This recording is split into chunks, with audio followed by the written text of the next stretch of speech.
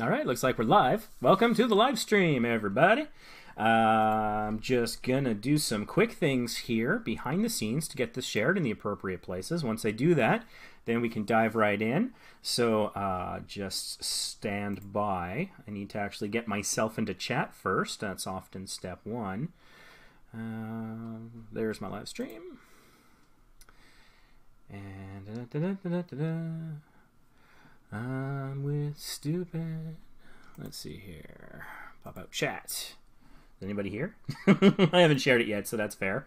Maybe people don't have notifications on. Amanda's Right Life. What would I do without you? You're always the first one here. It's like if you weren't here, I wouldn't think anything was working. So thank you. It's awesome having you here. Oh, and I just closed that window before grabbing the URL. Ah. All right, hold on. Off to a fantastic start. Takes a little bit for things to get going. Come on. All right, this time I'm actually going to grab the URL so I can share it places. So welcome to the live stream. If you haven't been with us before, there are 2 ground rules that I always cover right off the top. So if you have been with us before, I apologize for the redundancy. But basically, I'm going to be doing channel reviews, answering your questions, and doing live tutorials, whatever we want, wherever the conversation takes us. So I'm going to be going chronologically in chat. So the first person to speak in chat, I'm going to go through and answer your questions, do your reviews, your requests, whatever it is. I'm not going to be trying to go as fast as possible, review as many channels as possible. I want to try and do a deep dive onto things and give you a whole lot of value. So what does that mean? Well, that means that I'm not going to be subscribing to anyone. And part of the reason for that is I don't want chat to become a bunch of people trying to sell me on their channels. I want it to be something that's a little bit more useful for everybody. And I'm hoping that I can give you some insight, some advice, spark an idea, inspire something, I don't know, whatever, that can help you maybe adjust your workflow or, understand YouTube a little bit better or something that will go out and over time get you lots and lots of subscribers, not just this one guy right here. So that's that rule. The other rule is I'm not going to be watching any videos. I might look at like your keywords and stuff on videos, descriptions, whatever, but I'm not going to watch anything. For one thing, one long play of a video or a movie or something, and that's the whole live stream. I've only got like a couple hours at maximum, maybe 1, maybe 2. We'll see how the day goes. As well, I don't want any content ID issues. I've got my speakers off, so no sound will come through. But also I don't want, even the visuals. I don't want anyone thinking I'm trying to steal and host their content. That's not what I'm all about. Okay, I think all the technology is ready. I've done my social sharing, so hopefully I was able to, multitask. How is the audio, everyone? You like being number one. That's awesome. I like you being number one. Spoony Do NY Donny Spony Donny Spo New York Do New York. I'm not sure what your name is, but hi. YOLO. Audio is awesome. Love it. Loving it. Okay, so Amanda, any questions? I just reviewed your channel, and also your channel served as like the background for a lot of the clips I released over the last week. So hopefully that's cool. Hopefully you like the exposure or whatever. Just because I've been trying to put little clips together from these live streams because they can be a lot to sit through. I generally go for about 2 hours, and that can be a lot. Another thing is like I don't even think the auto captioning does much on this. So when it's bite-sized, people who don't have the time or the timing right. You liked all the stuff I've been posting. That's awesome. So people who don't have the time to sit through a 2-hour session can get those little tidbits, those little stories, inspiration, hopefully in little bite size, or you can go back without having to watch. It's like, what did he say? What was that? What was that tutorial? What was that tip? Hopefully it's a little searchable. And also hopefully the auto captioning is better for the hearing impaired or for people who English isn't their first language. So for that and reasons more, I'm doing that. I think it's a good idea. I'm trying to get my YouTube life together so everything helps. Relatable. So Amanda, do you have a question or a request, or should I move on to the person whose name I don't know how to say? With the Spoony Donny Pony? S Pony Donny? I don't know. Just waiting to see anything in chat. Hopefully the visuals are okay too. I added a little banner to the live stream. just because I was trying to teach myself a little bit more about OBS and experimenting, playing around with like static graphics. And I've got my ring light hooked up. So if I'm like too shiny or something, or if I'm too dark or too bright, let me know. What is one thing you think I should change on my channel personally? Okay, well, let's go take a look at the channel and see if I can find one thing to change. Now, I've been giving lots of advice on this particular channel, so this could be a challenge. And I do try to end these live streams with a call to action because I am the owner creator of Vacation Impossible. I do it in the style of Mission Impossible at the end. So stay to the end for your action item where you can actually go and do something, hopefully in a matter of minutes, to go and improve your channel, whatever your channel's about. So then we can all grow and succeed together. So let's see here. I can think of a couple things. Yes, for one thing. I'll give you a small thing and a more general thing. The small thing is the you know who challenge. Does it work? YouTube does not like that. So I would suggest privating that video. Honestly, it's 98 views. I haven't watched it. It's 25 minutes. I don't know if it's giving you lots of watch time and stuff. That would be my personal thought. But more generally, because I talked about that last time, is, looking at, I haven't watched your videos and I've been meaning to, but looking at like your thumbnails, you seem really expressive. And so I think that's great. And so I'm thinking, like, don't be afraid to really kind of have your face in the thumbnail somewhere with that expression, like your charcoal mask gone wrong, that the face you're pulling there is, it's great. It's intriguing. I want to watch it. Frankly, and this might sound weird, but I want to watch because of your face. Because I'm like, what made her make that face? Like, and also if your face is that expressive, I imagine like in other ways you're very expressive, and that's good because we've probably all seen YouTubers who just sit there and talk monotonously without expressing greatly and are hard to hear and those sorts of things. And, I like the people who, I don't like crazy bigger than life, like, everything is an air horn, but I think that people who are expressive, who you can see what they're feeling and thinking. I'm just muting my phone here. I just remembered I forgot to do that. I think that the people who are really expressive and stuff, and you can see the reactions and it's not fake and that sort of thing. I think people really identify with. I have a little bit of acting experience, and so the little bit of training that I have in that regard, I think I look for maybe unusual things or things that most people aren't conscious of when when I'm a consumer of entertainment media. And so like I like certain things. Try to think of one example of like small expressive things you can do with your face. Is the Star Trek movie just called Star Trek, the rebooted one with the Kelvin timeline, came out in 2006 or whenever. There's a moment in there where I think it was that one. Or no, actually, I think it was maybe the second one. Anyways, it's one of the bar scenes. It's right after it's Captain Kirk and Pike in the bar, and they're having this conversation. And at one point, Pike, his sort of new father figure, because his father's passed away, basically says, "It's going to be all right, son." And there's this super subtle change in Chris Pine's face that is just so subtle, and it says, like they say, a picture's worth 1,000 words. It was just this like, there are so many different emotions in such a subtle change in just the way that he was staring into nothing, that was kind of the moment that as an actor I became to appreciate him, because he was doing the super small stuff and really living in the moment very well. And so that, like, the small expressions, the big expressions, doing it appropriately for what's going on is, I think, I don't know if it's a skill you develop or a talent you're born with or something, but judging by your thumbnails, you seem very expressive. So I say leverage that. I'd say don't be afraid to put yourself a little bit more prominently in the thumbnails. And that's my thought there, is maybe give that some thought. I know that it's really quite common for people to do like a cutout of themselves with like a white outline to put their face in the thumbnail somewhere. And there have been different like case studies, and people have looked at it to see that often like thumbnails that have a face, people are more inclined to click on, which is interesting. I don't understand necessarily the psychology behind it. Maybe it's like a human connection thing. I don't know. But maybe experimenting with that a little bit might not be a bad idea. But yeah, that's I don't know. That's my thought.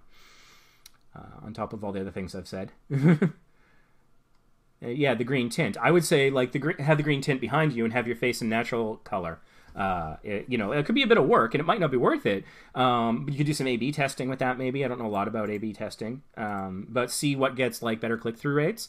And yeah, maybe just go into Creator Studio, the new version that YouTube is quickly going to make the only version, and take a look at that and see, what thumbnails are getting a high click-through rate, and then and see which ones aren't, and then maybe make adjustments accordingly. But that's just my thought. But yeah, you'll need a couple different options to be looking at, so there's some variation. The person whose name I butchered wanted a channel review. I agree with your every rule. Cool, because there's only 2 of them here, sort of.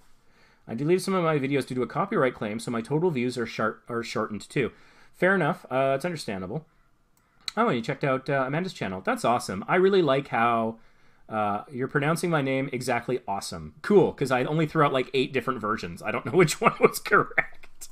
Maybe that's the whole thing. Maybe that's like your gimmick. It's like they're going to spend so much time figuring out how to say your name that they'll watch all your videos. Anyways, you want a channel review, so we're going to dive right on in there. And this is interesting. Oh, you see, here's what's happening with your name. For some reason, and this is my thing with algorithms. This is my thing with Google/Alphabet/YouTube. Is you search a thing, and the algorithm comes along and says, "Oh no, that's not what you meant. We know what you really want more than you could possibly ever know. So we're going to autocorrect you." And it's frustrating. Sometimes even when you put things in quotations or you use a verbatim search and stuff like that, they still are like, no, that's not what you meant. No. It's like, no, maybe I just... There used to be a thing called Google hacking, and it wasn't hacking Google. That's not what I'm talking about. A Google hack used to mean that you found a 2-word combination that you could plug into Google and get 0 search results on. I don't know why people did it, but that was, that's what was known as a Google hack back in the day. It's like, oh, I found something Google didn't know about. If you come across that today, go make a video on whatever those 2 words are, because then you'd own it. And you never know when something might become a big search term. But anyways, what's happening here is it's replacing it with Sony, which is funny because neither word is Sony. And the funny thing is it's even doing the capitalization on the autocorrect, which is like funny and irritating. So I'm going to try searching with it in quotations, so it treats it hopefully as a single term. And oh, look, once again, it says, no, that's not what you're searching for. So I'm going to go into the filter here and see, is there like a verbatim option? How do I overcome this problem? Because this is irritating. I mean, I can look for channels, but if I can't tell it not to... Oh, maybe if I click on instead of. There we go. Okay, if you click on instead of, then it actually searches what you wanted. All right. So we've got one result here, which is... Oh, because I filtered it to channels. Okay, that's why. So there we go. That's what's going on there. All right, so let's take a look. I've got TubeBuddy installed. In case you don't know, TubeBuddy is a browser extension, website, and mobile app that helps you manage your channel. And I'm logged in as my Vacation Impossible account. And the reason I'm telling you these things is that under my Vacation Impossible account, I went and got myself a legendary package for TubeBuddy, which is like the full meal deal. And that adds functionality to my web browser. I'm using Firefox here right now. And so you'll see on the right-hand side, there's the Search Explorer, which gives me information like a keyword score and related searches. This helps me look at channels and see what's going on. And you'll see it integrated in other areas, Channelytics as well. If you want to get it for yourself, there is an affiliate link down below. The free version is fantastic, but there are also paid options that give you more functions. So I'm just explaining what that is. This video is not sponsored, but it is an affiliate link. There you go. So the search term, it's funny, because it gives it a good and 45 out of 100, and yet YouTube doesn't want to let me search that. So I'm not sure I believe with the good rating on that one. And it's funny because all the related searches are Sony. So that's kind of irritating. I'm irritated on your behalf, just to clarify. So you've got an interesting profile picture, which is... a cat in a hat and 8-bit sunglasses, a parental advisory explicit content thing. So I'm thinking just based on your profile picture that this is going to go in one of 2 directions. Also, the cat is wearing a gold chain and is on a person's hand, which makes me wonder if it's a real cat or some sort of something else. figurine of some kind, maybe. Anyways, this makes me think that this is either going to be about music or memes. And just speaking personally about my interests, that doesn't intrigue me very much. That's just me. So anyways, let's see what your description says. This is what you can expect from me. I would drop that entirely. That is wasting space. But it is. Oh, sorry. It does get a little funny. Drawing, gaming, drawing, gaming, drawing, gaming, drawing, gaming. ... for further details. So that's actually kind of funny. So that's maybe it's not so bad. Because it's I kind of stopped reading halfway through and I didn't fully appreciate the joke. Although your potential audience could do that. So that's, yeah, I mean, normally the advice I give people in their channel description is those first 2 lines that appear in the search results to treat those like precious gold, because it's what people might see before even seeing anything else on your channel, believe it or not. And the other reason I talk about it, I mean, that's why I started doing these live streams, God, over a year ago, maybe a year and a half ago now. Was because I started on Facebook Live and then I migrated over to YouTube because it works better. But I started it because I realized that people were ignoring 2 key areas. Their channel description, well, 3 areas, I suppose. Channel description, channel tags, and playlists. And I kept finding myself commenting on things in the Small YouTubers Boost Facebook group, which is where I'm sort of coming from here, to try and remind people to look at that. When I would go and look at a channel for whatever reason, I had some time and I'm checking out a video, I'll go look at their about page or whatever. And so I was thinking that the fact that it's ignored by a lot of people means those of us who are paying attention to it potentially have a competitive advantage over everyone else. And I'm all too happy to give people in our Facebook group or, you know, on this YouTube channel a competitive advantage. One of the reasons why I manage and administrate the group, why I run this YouTube channel, why I try to help other YouTubers, is because of a belief that I have that YouTube should be a place where everyone has a fair shot. And it really started out that way, and I think that's how we got a lot of the people that we've known over many years on the platform. But it's grown so much that it's gotten really complicated from a technological standpoint, and it's gotten so complicated that a lot of the key factors to success no one knows. They're proprietary elements of the algorithm or other things like that. And so that bothers me a little. And so what I want to try and do is pull back the veil on that. I want to tell you about the tools that you might not know about, the tricks, the things that might be holding you back, the opportunities to move forward, the tools you could use, and stuff like that, so that you have that fair shot. So it's not about the fact that you know the technological trick, that you remember to do an end card every time, versus maybe somebody having TubeBuddy remind them or something. It shouldn't be about that. It should be about your creativity and the effort that you put in, and the merit of your ideas. And so this is my small effort to try and make YouTube a little bit more of an even playing field for everybody. At least everybody's watching me and is in our Facebook group, which passed 75,000 people the other day. That's insane. And of course, immediately after we pass 75,000 people, Facebook has a massive error and everything goes down. And like, it was basically read-only for like hours. It's now back to full functionality. I think it was just this morning, or maybe it was late last night, I was finally able to get the last stuck posts through. And so the queue was cleared and everything's working normally again, 100% as far as I can tell. So anyways, what I normally advise people to do with their channel description, getting back to yours here, is to try and really quickly grab people's attention, explain what you're about, and entice them to click in. And then you can talk more further down on your about page where it doesn't truncate in the search results. I'm not sure that advice applies here because this is funny. The one piece of advice I would have here for the very beginning of your about page is actually super tedious, but it's one of those things that can make a difference. And you've got inconsistent capitalization and spacing. And I'm probably going to sound like a grammar Nazi, and for that I do somewhat apologize. But the thing is, people notice the little things, even if they're not totally conscious of it.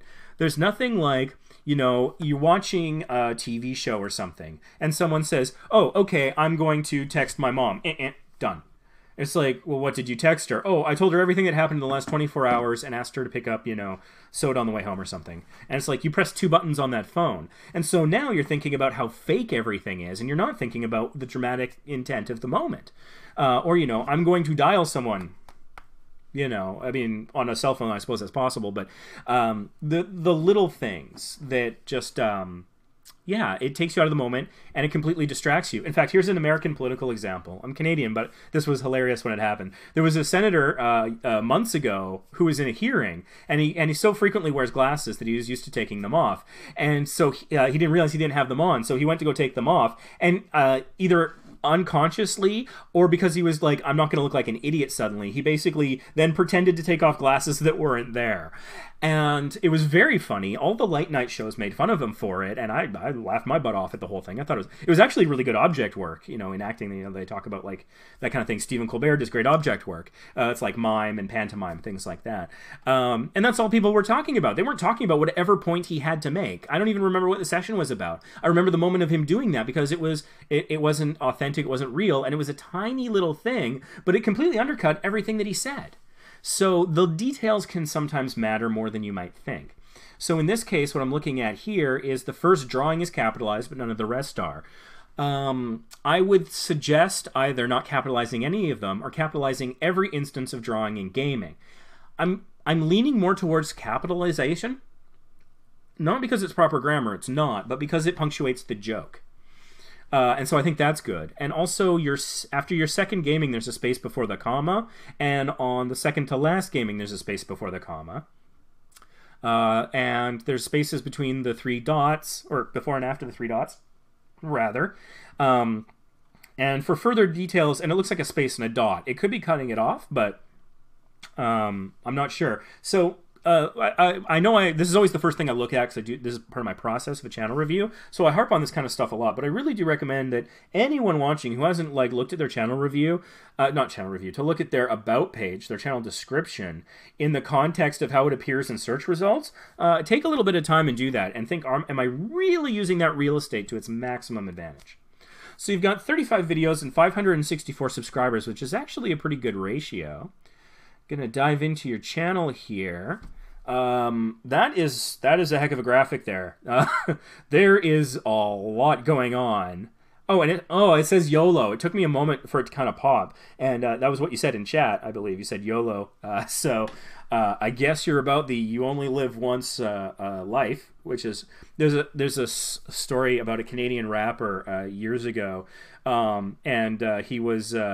I think he was tweeting about how he doesn't wear a seatbelt and he speeds because YOLO. And he sent the tweet and then immediately got into a car crash and perished. And that was really kind of sad. And every time I see YOLO, that's for my own reasons. That's the first thing I think of. I don't know why. But anyways, it's hard to read. And the graphic has so many different things going on.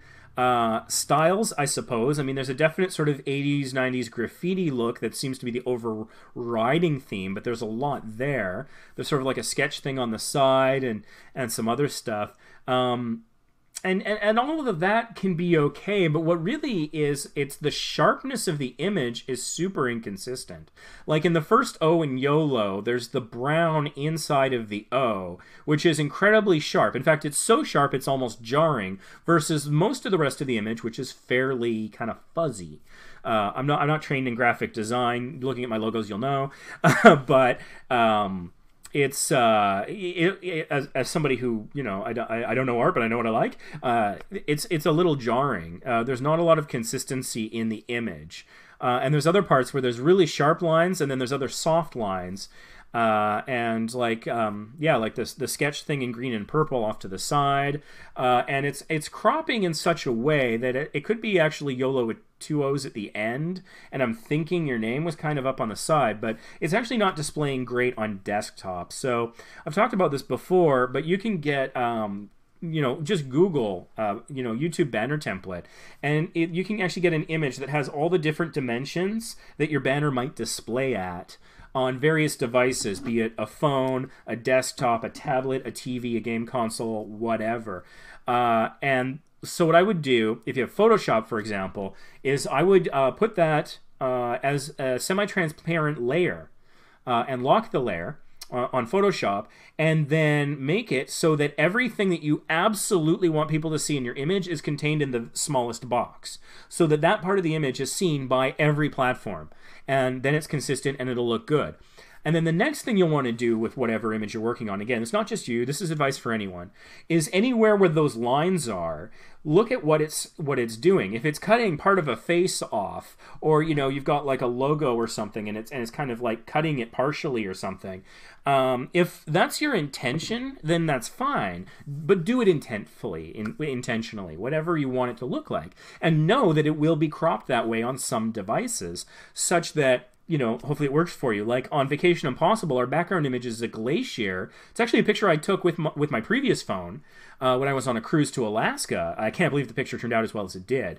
And it's got Vacation Impossible inside, but at any resolution on any device, those words are visible and it's clearly a glacier. It's just how much of the glacier and what aspect ratio, whatever, that can vary. So that's just my personal experience. Speaking about graphics design, I'm thinking that the Small YouTubers Boost needs a more consistent look. So I'm open to ideas on that, suggestions.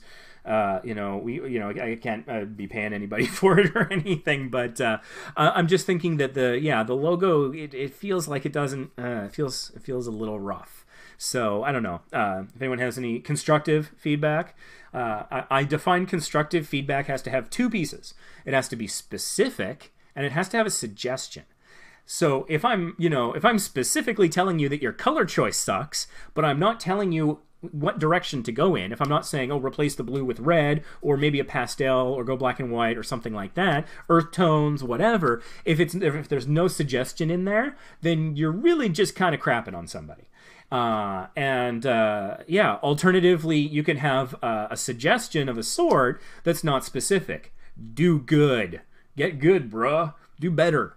Don't suck so hard. Those are all just insults. Those are not constructive at all. So, that's a general rule for our Facebook group. And if you're not from our group, just so you know, it's Small YouTubers Boost. You find it on Facebook, facebook.com/groups/Small YouTubers Boost. That's where you can find us. You check the announcements. There's actually a promo code for TubeBuddy. So if you decide to get the paid version, you can save 20%. But, so I would really recommend that, if you're going to be giving feedback to someone, and I try to check myself this way too, it's like, is it constructive? Is it specific? And does it give them somewhere to go, a suggestion? If it's not meeting those criteria, then what you're saying might just be harmful. It might be destructive, might be mean. I don't know. It might not be intended that way, but it could be received that way. So I think that's something that's really good to be conscious of, especially if you're someone who's wanting to be a member of a broader community of YouTube people, even if it's within your niche, gaming or whatever, and you're giving feedback to someone. That's a good way, I think, to make sure that it's received in a positive and constructive way as well. And so that's what I try to do here. If I can't say something specific and suggested, then I'll try to, kind of keep my peace generally. So let's see here. Looking at your page, that was a bit of a tangent, but that's what happens on these live streams. So you've got, it looks like just a list of, okay, it's all activities. So you haven't really set up your homepage yet. Honestly, it's impressive that you're at 565 subscribers and haven't really set up your homepage yet in full. So what I would do is I would come in here when you're logged in your browser and you click Customize Channel, and I would suggest you do some layout things. I suggest you, if you don't have a channel trailer, create one. But that can take time. I've been saying I'm going to make one for Vacation Impossible, and it's been weeks, months, years, and so I can understand why that can be daunting. But if you don't have one, try to find something that's short, maybe your shortest video, or something that's like a microcosm of your channel, that's a good sampler of what you do, and have that serve as a channel trailer. Why would you do that? One reason is that when somebody lands on your channel page, it will automatically play. I'm not a big fan of autoplay. It kind of pisses me off, but it's the world we live in, and you got to play the game. So that's free views and free watch time. I turned you off. Why are you making sound? Hold on. Let me fight with my phone first. Oh, I turned off the Wi-Fi, not the sound. Okay. Anyway, somebody commented on yesterday's video, so thanks, whoever you were. I will reply later. So, you set it up. Something as a channel trailer gets you free views and watch time, and it's right there. It's a good opportunity for you to present your content. And speaking of that, I had a little rant last time that I guess I want to get back to. It's the use of the word content, not relevant to anything we're seeing here or this channel, but just generally speaking. I am growing tired of the word content. Now, as a creator talking to other creators, that makes sense. It's a shorthand. It's fine. But it feels like some inside baseball, or how the sausage is made. Pick your metaphor, or business speak or whatever. When someone's going around talking about content, there's a song where it was like, I never thought I'd say words like content. I think it's a Pet Shop Boys song. Anyways, yeah, it feels like, I don't know, selling out, artificial, business speak, whatever, behind the scenes, in a way that it like doesn't necessarily resonate with an audience. Check out my content. Like, content as a word in the YouTube space is starting to mean nothing. Because it's like everything you create is content. A video is content. If you have the community tab, a post is content. And so internally, when you're talking to other YouTubers and you're in a Facebook group, that's a fine word to use. Just generally speaking, I would suggest that when you're speaking to your audience and writing descriptions and titles and things like that, I would avoid the word, because the word is ultimately meaningless, because everything is content. So that's just a little rant, little mini rant, but it's something that I've noticed some YouTubers can get really hung up on in like their channel description and other things. It's like, check out my content. I make amazing and lit content for peoples and stuff. It's like, I still don't know what you do, dude. Not that that's what this channel has going on. But anyways, channel trailer, do that. I also recommend uploads as a horizontal panel. That way you can get, 5 of them up at once. And so there's more things people can click on right away. And more opportunities to entice them, to get you views and watch time and engagement, and make them, frankly, like you. Because I probably all want some of that. Not necessarily why we're there, but it's all part of it, because if they like you, then they're likely to subscribe and like and comment and do other things, watch more videos. And also popular uploads. I always recommend that too. So like the uploads and popular videos are the two panels that I think everyone should have on their channel, as long as you have made at least 5 videos. If you don't have that on your channel, go do it. Ask yourself, what are you doing with your life if you don't have it? Because it's essential, and YouTube manages it for you. It's all automatic. So your most recent stuff will always show up there without you doing anything, and things will be sorted in the most popular one by the view count automatically. You don't have to do anything. And then within that, you should have at least one, if not other, playlists. Let's take a look if you've got playlists. There you go. You got Counter-Strike. You got 2 videos there. Okay, Creative Destruction. So maybe just that playlist for now. I don't recommend putting a playlist on your homepage until it has at least 5 videos in it. But yeah, that's... Oh wait, hold on. There was one other thing I wanted to talk about. So you've got the popular channels widget, or whatever you call it, enabled on the right-hand side here, and that's good. As YouTube gets to know you better, don't be surprised if that changes into related channels. If it does, take that as a positive sign. That means the algorithm has higher confidence that it knows what your channel is about, and so the channels it's recommending aren't just popular people. And it's kind of funny that they're recommending PewDiePie given their complicated history with him. But anyways... it'll be in your niche specifically. So like when my channel, my Vacation Impossible channel says related channels, it'll give you travel or cruising channels. And so that's good, I think. It's a sign of positive algorithmic stuff. Having a good relationship with the algorithm is helpful. But I'd also recommend, there's the opportunity to have recommended channels, a widget here. So if you're here, logged in, you click Customize Channel, there should be an option to add the section. I recommend you do that, and recommend a few channels.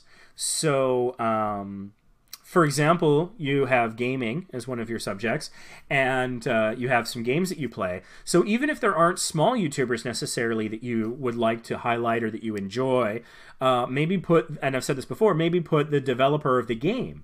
So maybe somebody wants to go watch the official trailer, or see if they've got, that channel has a new video, or that developer has a new game coming out. And I think, people... I think sometimes they're concerned about driving traffic away from their channel, but that still helps you. Not as much as if they stayed on your channel, and that's why you want the playlist and the channel trailer and all that other stuff there. But if somebody goes from your channel to another channel and then spends 2 hours watching PewDiePie or some other person, then you kind of get what I call partial credit for that watch time. It's properly known as session watch time. So if they started watching your video and then they go on to go down a rabbit hole of somebody else's content, that's fine. There I am using the content word again, but it's fine. And the thing is that YouTube appreciates that, especially if yours was the first video they watched in that session, because then they see you as somebody who goes out and grabs new viewers, customers, if you will, for their platform. You know, they talk about the .com bubble, you know, around, like, what was it, 98, 2000. And what was the .com bubble and the bursting or the crash of the .coms? A lot of people talk about investment that was made and how everyone thought it was going to be super easy to make money and all that kind of stuff. But ultimately, what it really boiled down to, in my mind, other than some investor things in the stock market, what it really boiled down to is new platforms like Pets.com and Amazon and MSNBC and all these different things were starting up. And they were trying to get a customer base. And so they had something that they would call customer acquisition. And most businesses of a particular size or type have a dollar figure attached to that. They might have a target new customer acquisition cost, and they might have an actual, and they might have a budget, and they can mean slightly different things. What is that? It's the amount I'm willing to spend one way or another to get one more customer. Maybe that's advertising. Maybe that's offering an insane discount for the first time you make a purchase. Something like that. So it could be that they spend money to someone else, maybe to an influencer, another channel, a sponsorship. Or it could be that, again, maybe they're super discounting their product and selling it at a loss. And that factors in to their customer acquisition cost. And so when Expedia and Amazon and Pets.com and all these things were starting up, they understand that businesses in their first year normally lose money. That's quite common. As I understand it, Amazon and TiVo are still losing money, despite their relative success and size. They haven't turned a profit. They've got revenue, but their expenses are really high.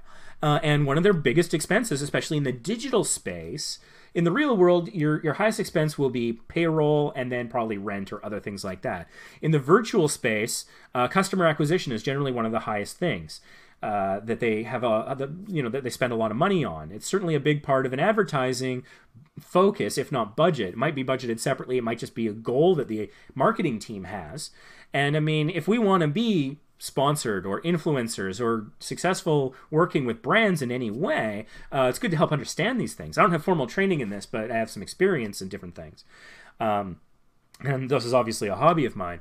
So, understanding what they're going for, because new customer acquisition can be different than driving additional sales. So, for example, maybe it's not a great example, but let's talk about the next Marvel movie, the Infinity War Endgame movie. They've got the trailers out, and if you watch the trailers, the new trailer just dropped yesterday. To me, my kid disagreed with me on this, but it looked like it had a lot of old footage, and it really was kind of nostalgic. It's calling back to Iron Man, over like 11 years ago, the first movie, all this kind of stuff. It seems to be hinting strongly that someone's going to perish. I have my guesses, but that's not what this is about. But the idea is I don't think that they're really focused on new customer acquisition, and that makes sense because this is like the sequel to another film. So they're trying to build up hype. They're trying to remind you of it and keep it in your consciousness, get you excited, making those trailer reaction videos that I know some of you make.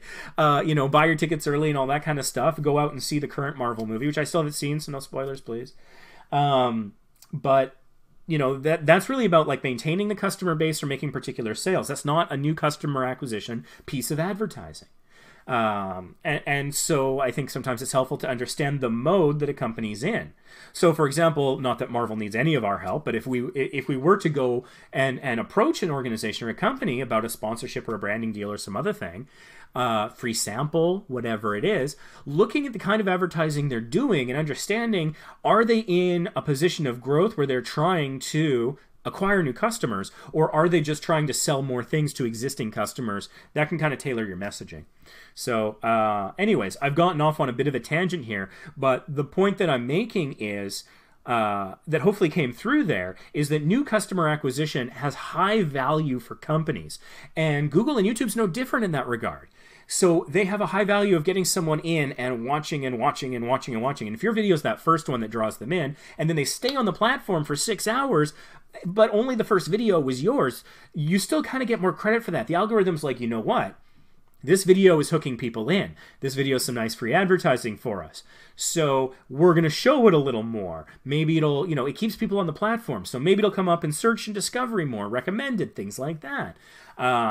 So that's why recommending other things, and also I think it's good for the community, and good for you in the community as well, because when I see that you're recommending other channels, that tells me something about you. I might be making an assumption, I could be completely wrong, but it tells me that you care about more than yourself, you're supporting other people, maybe you do collabs or you're open to that sort of thing, and it just feels like you're more part of the community that way, and I think that garners goodwill. And actually a third reason why to do that, and this is a theory of mine that so far I think has borne fruit, is whenever YouTube gives you a function to use it. I think the algorithm favors you when you use it. And so you've got a function on your homepage that's not turned on.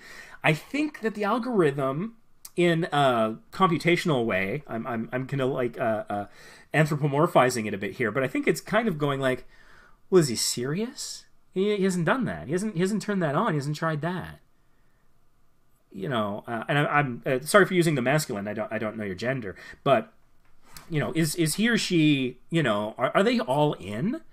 Yeah, you know, they're not adding info cards or end screens and subtitling their videos. Are they going to be around tomorrow? Because creator burnout is a big thing, but also a lot of people, like, they go into YouTube with potentially completely unreasonable expectations. I mean, I think everyone goes in with some kind of ignorance because you're new to it, to a degree, as a creator. And you might expect huge growth or huge profits or a devotional fan base that comes faster than it does. Or maybe you think that the work won't be as hard, and then you get into editing and you realize, oh God, this is a slog. And so, you know, there are millions and millions and millions of channels, but how many of them are active? And so all those things, it's like, you know, the algorithm computationally, I think, is trying to figure out, do we want to make an investment in you? And again, total random rant here, but a lot of small YouTubers, or larger ones too even, they kind of have what is called a sense of entitlement. That might be accurate. Maybe there's a better way to put it. But it's like, the algorithm should be showing me in search really high and recommending me a lot. And then sometimes we have our moment in the sun. And it's great. The algorithm is shining down upon us. And we're getting the views because of recommended or suggested or search results or whatever. And then it goes away. And it's interesting the language people use when that happens. Because I see it in the Facebook group all the time. My views are going down. And, or going away. Or my views are dropping. And like that I wonder about, because it's not a clear statement. Are you actually saying that your video that had 62 views today or yesterday has 50 views today, like the number actually decreased? Or are you talking about the rate at which people are watching your videos? Right now my Vacation Impossible channel is getting about 600 views a day. Last couple of weeks I was getting about 900. I didn't lose views, but I have had a decline in new viewership. And I mean, maybe I'm being picky about the language here, but I think it really speaks to the psychology behind it. Because when I see people saying it, and then I find out, oh, I'm not getting as many views as I used to, it kind of speaks to a sense of entitlement a little bit. Like, I deserve these views. YouTube and Google and Alphabet, they owe me these things. Well, the simple fact is it's just a platform. It doesn't owe you anything. And it's funny that people really look at YouTube that way, and partly because the analytics we have and the way the algorithm works. But like, I don't see people talking about Twitter in quite the same way,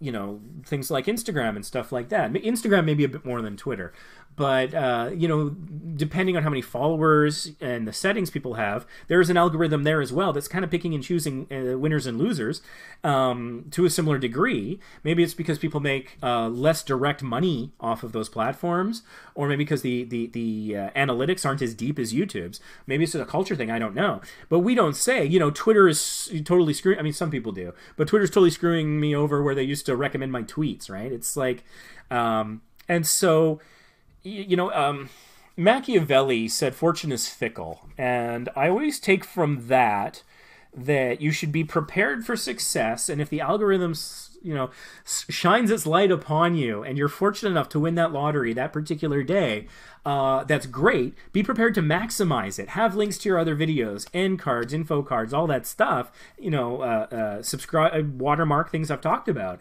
Have all that ready to go so that when your luck comes up, you're ready to capitalize on it. But relying on it, expecting it, and then getting upset when it doesn't come, I think is ultimately self-defeating. I think it's psychologically demoralizing, not great for people's mental health. And as a creator, it's just, I think it's adding to your own struggle. If we're all carrying a sack of troubles as YouTubers, whatever you want to call it, you're actively picking up something and putting it in the sack, I think, to add to it. So, I mean, as much as possible to disabuse ourselves of the notion that, you know, we deserve algorithmic favoring or whatever. And again, I'm not saying about this channel or anyone in specifically. It's just some thoughts generally about how creators can kind of look at things. So let's take a look at your videos a little bit. So, yeah, let's see. Let's go back to some 2D craps. Craps is an unusual word. I was expecting games or something. So much death. Creative, destruction, funny. That title doesn't tell me what the video is about. It's not very searchable. And hey, I was guilty of this worse than anyone. I had ridiculous titles for my videos when I started out. I thought I was all artsy and that somehow people would find it anyways. I don't know what the hell I was thinking. You know, like the most embarrassing example I can think of, and I'm ashamed to say it, but I gotta own it so you guys don't make similar mistakes. I had this video about one of my trips to Las Vegas. I think it was like the third or fourth one or something. I forget, probably the third. And I used, it was before I had a composer, so I was using, I think, some Enigma music, like the band Enigma from the 90s, and Sadness or some other thing. Mea culpa, perhaps. I don't know. But whatever the song was, not Return to Innocence, I don't like that one. Whatever it was, I mean, they use a lot of French. It was like, it was this weird early 90s cross-section of Gregorian chants, EDM dance music, and like random French phrases thrown into music. It was actually, I liked the music. It was a good time. But, and so I titled it something like, Voulez-vous chercher? I'm like, what the hell, man?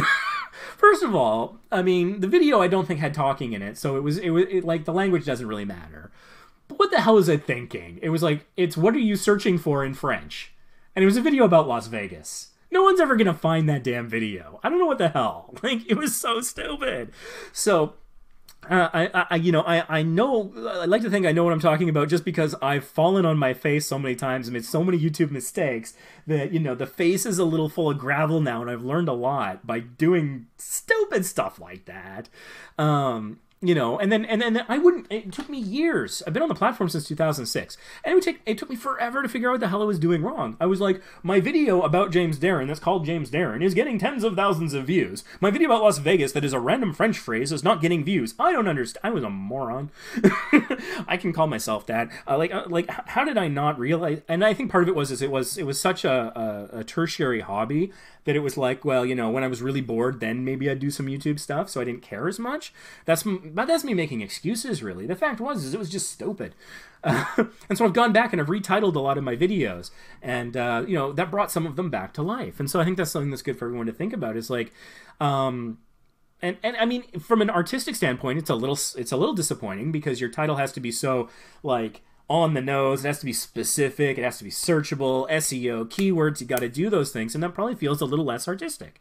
And so sometimes, like a channel description, like this person has, that's kind of funny. There's a bit of a joke, but still descriptive, might not do as well, and that sucks because it takes us away from the absurd, the eclectic, the humorous, the unusual, and puts us all into these little boxes of we have to feed the machine. But it's not so bad because once you get the viewers, you know, then in the video you do what you like, and that's where I think the art really can come in. But unfortunately, when it comes to things like titles and descriptions and tags, it's much more science than art, and so it's about getting the right answer, not the right answer for you. Which, yeah, it's a shame, but it's the way that the world is. It's the way that it works. So. You know, I'm ranting about random stuff there, but hopefully some of this is resonating for people. The About page here. So, and you know what's interesting about this channel in particular? I didn't even notice, and this is one of the things I harp on all the time if you watch these live streams or my clips, I didn't even notice there are no social links.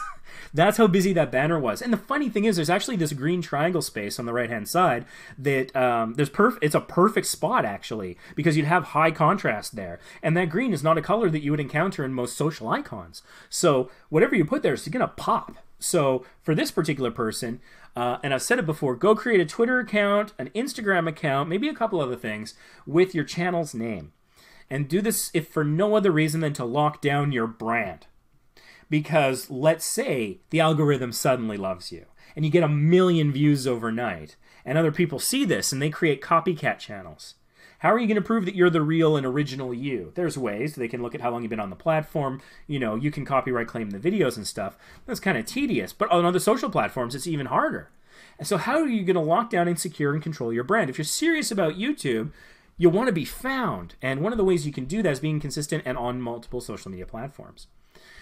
And why do I talk about this? Because I have this problem. The Small YouTubers Boost Facebook group now is over 75,000 members.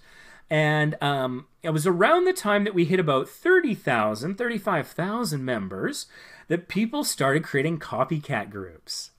And it's frustrating. And don't get me wrong, I'm fine with other YouTube supporting groups out there on Facebook.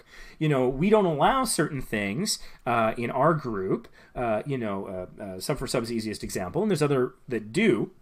And so it's not like we're the only place. The fact that we have our rules, we have our niche in the support groups for YouTubers on Facebook, and we only have 4 rules, and others have 20, and all sorts of stuff. And so you can find the group that's tailored to your particular taste, and there's nothing wrong with that. That kind of competition breeds innovation and variety. It gives me the freedom to operate in the way that I want, because I know that if people don't like it, they can go somewhere else. I'm not the only game in town, and that's fine. Especially with 75,000 people, it's cool, I don't worry. But what bothers me is people who are so clearly ripping us off. I mean, it doesn't bother me a lot, but it's frustrating. And here's how it's gotten frustrating recently. There are groups that have pretended to be us. And I am starting to get messaged by people in those groups complaining about those groups thinking it's me. It happened a lot over the last week or two where someone's like, someone in your group is sending me inappropriate messages. And hey, if someone in our group is doing that, let me know. I will take action. That is not okay. But this person said that, and I went to go look at this person. They've never been in our group. But then I found out they were in one of these imposter groups. So someone copied our name, and this is funny. Because again, I talked about like capitalization and spelling and things like that. If you get it right, that'll help you, right? So I'm attentive to that as much as I can be. I'm a little dyslexic, so it's a struggle sometimes, but I try to be careful. And so they'd clearly copied our name because they put a word in the middle and they didn't capitalize it properly. And then there's other ones out there that did the similar thing. They added a word at the end or one in the middle, and it's like misspelled, or like the capitalization is weird. And so, and then they create graphics that are almost exactly like ours, or maybe they're totally different, stock footage, stock pictures, whatever. I'm not too concerned about that. And like, I'll like look at their rules, and their rules are like a copy and paste of like all but one of ours, or like it's our 4 ones and they've added to them, and it's like the exact wording that I wrote. So like these copycats, they're not really that creative or different. And so the part that frustrates me is it gives us a bad name sometimes. And so the number of people that I've had message me over the last week or two on Facebook saying like, oh, hey, this guy did a thing in your group that's not cool. And I'm like, that's not my group, dude. It's getting a little weird, and it's starting to waste some of my time. And that's where it starts to bother me a little bit. But that's why I created this channel initially, because I figured if someone's going to pretend to be us, they're going to do it on YouTube. We're all about YouTube. And so I created an Instagram account and a Twitter account. And honestly, I didn't know what I was doing with them. Maybe I still don't know at first. And so it's been an evolution. So for example, this channel here, when I first created it, it was just to lock down the username, so it would be harder for people to pretend to be us. Then I had an April Fool's joke that I kind of played about having a contest for a new moderator, like it was a reality TV show. Hopefully it didn't upset anybody. I really enjoyed it. We got a lot of laughs out of it. It was fun. I love the creativity of the submissions. Ironically, most of the people who applied for that ended up becoming moderators, but through standard process. If you want to be a moderator of Small YouTubers Boost, for one thing, you got to wait till we're looking for it to happen. Because if there are too many moderators and like multiple moderators are trying to deal with the same issue at the same time, it creates errors and some problems. So we try to dial it into the right level, because if there's too many, there's problems. If there's too few, there's problems. And we also try to appreciate time zones. So like, you know, we have a couple of people in the UK, a lot of people in North America, there's a fellow, you know, in India and stuff like that. And so I think the next time zone that we're going to want to try and bulk up on is maybe in like some Asian time zones. You know, further towards like we don't have anyone in Australia, New Zealand. I think that somebody in like sort of the Japan, Philippines area, Malaysia, that kind of area would probably be good. So that's one of the things we consider, because if like things are waiting a lot at a particular time of day, then we try to target that. And so to bring on a new moderator, we look at people who are level-headed. They don't pick fights. They follow the rules, of course. That's like number one. Maybe they report posts in an appropriate way. They don't report everything that like doesn't like that doesn't break the rules. If they report things that don't break the rules and things like that. So it's really kind of it's a bit of a gut thing. It's a little holistic. The way it generally happens is it'll come up. We have a moderator chat that we have, a group chat, to help discuss issues and stay aligned on things and be aware of stuff, and just to blow off some steam sometimes. Like I was venting about my imposter problem the other day there, and so someone says, hey, and often it's me, but sometimes it's a mod. They'll come forward and be like, hey, I think it's time that we need to build the team. We need another moderator. And then it's like, okay, what area do we want to focus? Does anyone have any suggestions? Who do you think? And then we'll talk about like, their behavior in the group. We'll look at the recent posts, see if they've been muted or had a lot of things deleted and stuff like that, because there's some records behind the scenes we can see. And then we start to make an approach from there. So level-headedness, somebody who can see multiple sides of an argument is really helpful, because we want to stay open-minded. So anyways, tangent there, but some people find that interesting in case they're curious about how to manage their own group, or how we pick our moderators. And if you are interested in being a moderator or managing your own group, there's an article by Lon Fuller that I highly recommend you read. It's not that long. You can just read the Wikipedia article. It's fine. But it's called 8 Ways to Fail to Make Law. And it is great. It basically says, here are the 8 things never to do. And if you don't do those 8 things, your group will probably be okay. Anyways, slight tangent. But the idea was I created the channel and it was there. And I'm like, oh, I'm going to do this April Fool's thing. So, we had some videos up there for that. And then later someone was suggesting, John from Stupid Robot Fighting League suggested, oh, hey, what about member tip videos? And he submitted our first ever one. And that was cool. So we put that up there. And then last August, I discovered TubeBuddy. And so I was trying to kind of share information about that. And people kept asking me. And it's a lot to type out. And typing it out is a hard way to explain how to do something. So I create some tutorial videos. And so then we started to have that. And I had been doing these live streams on Facebook Live, but it kept glitching out. It turned me into a glitch monster. I've actually uploaded on this channel some of the old ones I did. I downloaded the video from Facebook and then uploaded it here. And you can see the quality is horrible. And there was no screen sharing. You couldn't see what I was looking at. It wasn't great. And so I moved it here for a more stable platform for image quality, if nothing else. And it's kind of evolved since then. And now we got the tip videos and other stuff. And so I recommend to just go and sit on the username, even if you don't know Twitter, even if I'm camping on a Snapchat username for Vacation Impossible. I don't understand Snapchat at all. I don't know if that makes me old or piggy. I'm on something called Vero, and I'm actually starting to get a little bit of traction there, which is kind of exciting. So I'm an early adopter of that because I find it more user-friendly than Snapchat. And so, but when I signed up for these things, Instagram, whatever, I didn't necessarily know what I was going to do with it, what my end state was going to be. If you've got a content strategy and you're super professional, so much the better. But either way, lock it down so that other people don't get it. And one of the things that I did have a little bit of a subscriber push on this channel because because when the imposters were starting to ramp up their efforts, it had actually started on Discord. There were some Discords that claimed to be Small YouTubers Boost. There's an official one or two that the mods run. I don't understand Discord, but they have my complete faith and blessing to run the official Discords of this group. But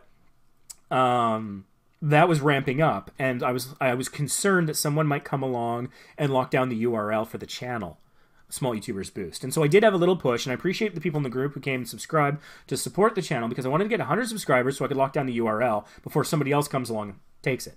So we have it, and we're youtube.com/smallYoutubersBoost. I created a subreddit. I don't know what I'm necessarily doing in full with all of these things. It's going to be an evolution, I think. And maybe some things will just sit there and languish. I don't know. But it's good to do that. And you can have some engagement there very easily. When you upload a video to YouTube, there's a bunch of opportunities to share through little icons that'll open up Tumblr and Pinterest and all this other stuff. So if you just have some accounts and tie them in, what I do is I have Notepad and I write what I call copy. It's basically a quick description of the video. And so as I click all of those, I can just copy the description in. Takes no time at all, but I've shared it in a multitude of places. Reddit, Tumblr, Twitter, all sorts of stuff. And so even if it's just that, then that's not bad. It doesn't hurt. It helps, and it's a small investment in time. For Instagram, one of the things that I've taken to doing for my personal channel is I'll upload the thumbnails or cool pictures that come up of our journeys, behind the scenes pictures, little things like that. And you never know what's going to take off. A member of Vacation Impossible, a friend of mine named Mike, he was walking the boardwalk in New Westminster here in BC, Canada, and he just took a little picture of the waterfront. He put a few words there, didn't use a single hashtag, and it got him like 50 followers on Instagram. He was shocked. We all are. We don't know how it happened. But just a little thing. And you never know where it's going to take off and where it's going to feed into. So that is by way of suggesting that everyone, have at least a couple social media accounts and then tie them in here. If you go in and you edit this page, you can add social links at the bottom, and that'll put icons in your banner that will be clickable, and that's great. I've noticed that you've added your email address here in your description, which is honestly something I don't recommend. Because it also exists down here in the details, and you can see that there's the click to view email address button. And so that's the better way to do it. Having it in the description is problematic because there's software out there, web crawlers, spiders, bots, hacks, whatever you want to call them, that can go out and it basically trolls the internet looking for things formatted like in that format. It's something at something dot something, right? That is formatted like an email address. I'm going to capture that, put that in a database, sell that database to anyone willing to pay practically anything, and then they're going to spam the hell out of you. And then you're going to have a signal-to-noise ratio problem. So if a company wants to do a business deal with you, if another channel, maybe a larger channel, wants to do a collab with you, and they're trying to reach out to you, and they send it to that email, it's going to be harder for you to pick out the wheat from the chaff, to find, here's the actual person, the quality person, the not a bot, the real person, to, potentially take your YouTube career to the next level. But if a bunch of spammers are just hitting you with everything, then you're going to have to wade through the crap. You might be setting your junk mail filter really high that could catch too much. So I really recommend not putting your email there. It's, where the setting that you also have it here for business inquiries, you click view it, it pops up. That's the better way to go because that protects you from those bots and that sort of thing. So I recommend that. Okay, so it looks like you've been on the platform since April of last year, so coming up on a year on the platform. I'm going to take a look at your channelytics. This is a TubeBuddy plugin tool here. It'll take a moment to load. And there is a little glitchy thing with the TubeBuddy plugin that you have to tab over to views and then back to subscribers for the thing to display properly. So, yeah, it's pointing out that you have no social links. You have no channel tags at all.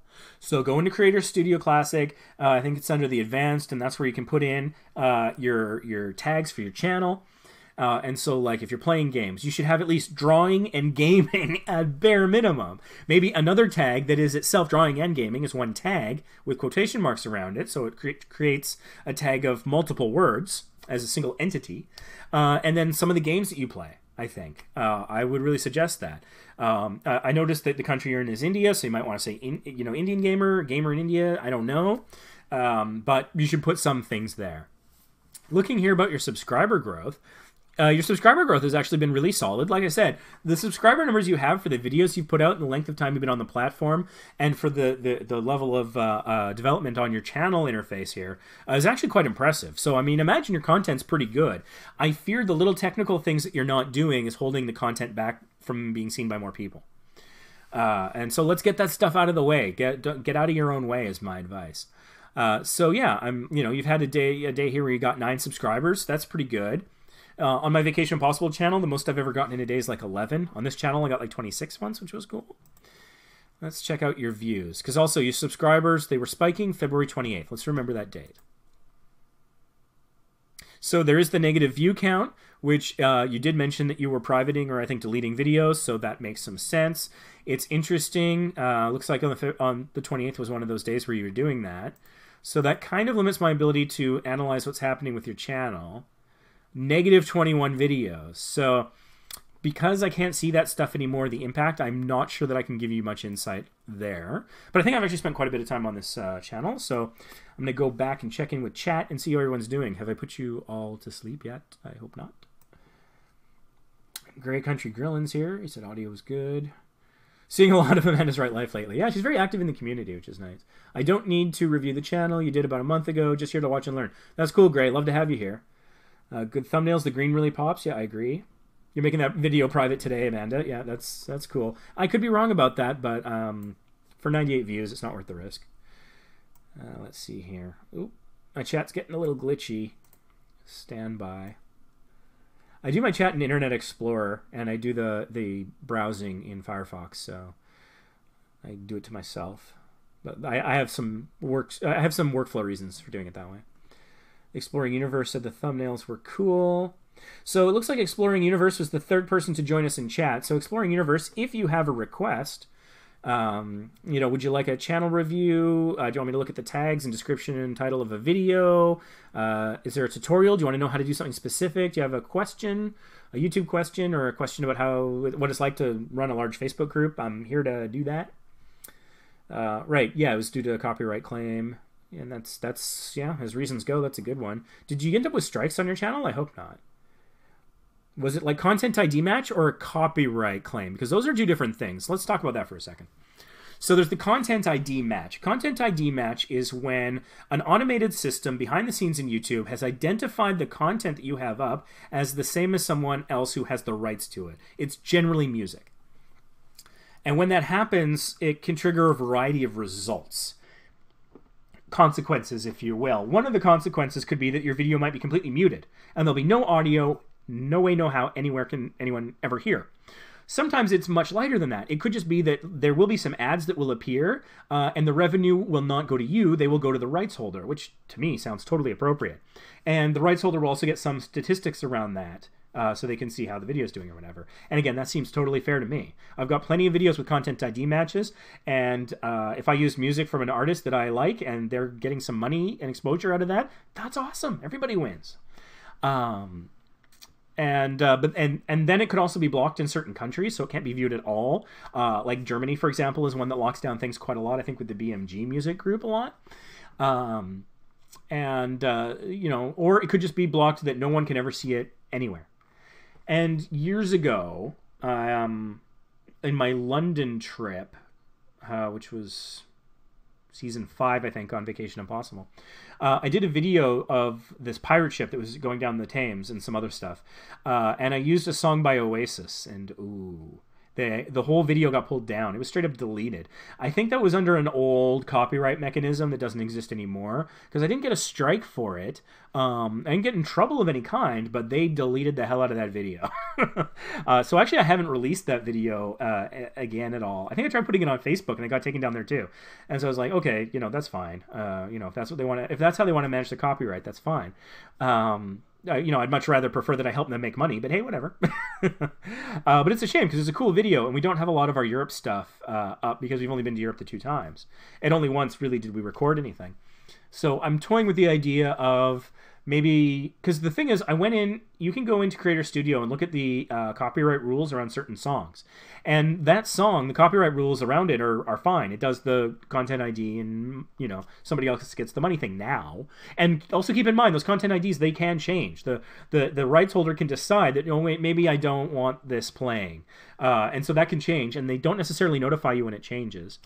They notify you when it matches, but not necessarily when it changes. So I've had things that matched, and it was like, no one will ever see this video. I'm like, that sucks. Okay, but fair enough.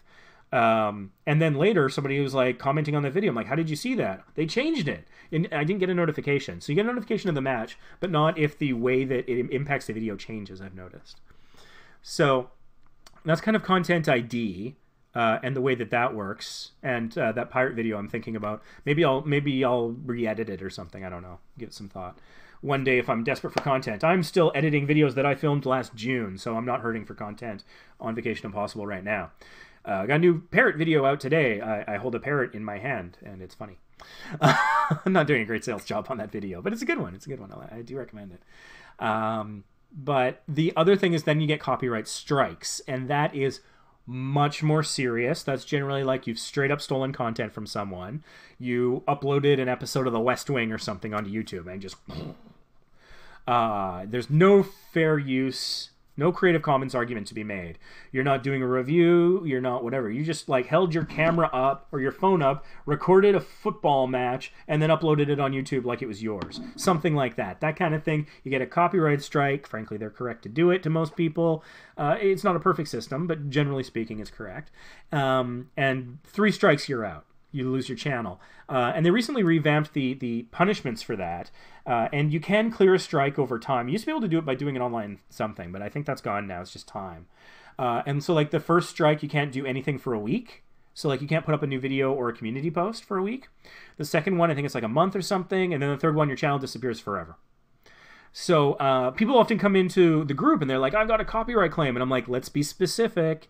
Is it a content ID match or a copyright strike? Those are 2 very different things, which with hugely different implications and completely different solutions and options and consequences and things like that. So that's my rough explanation of what that is.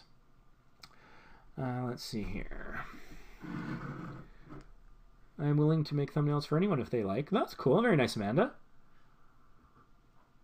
It's a nice way to support the community. Thanks, but no thanks. Making my own. Yeah, and I mean, generally speaking, I think people should make their own. I have Talentsy. I've got an affiliate link down below if you want to sign up. It's like $7.99 a month, and they'll do all the graphics that you want for thumbnails and things like that. I had them make one for me, but I like the idea of learning how to do it myself, and so that's generally my preference. ABCU in the house. Will you review our channel as well? Buyerzord. Oh, you were the fellow in the group who was asking about TubeBuddy's access. I made a video inspired by that. I think that was you. It's my real cat. Oh, that's your cat? That's cool. I thought it was real. I wasn't totally sure. This is the resolution. The picture on the profile is so small. Let me check my notes. Says Miranda. I'm not sure we'll have time, but I'll hopefully. Trying to see what Exploring Universe would like.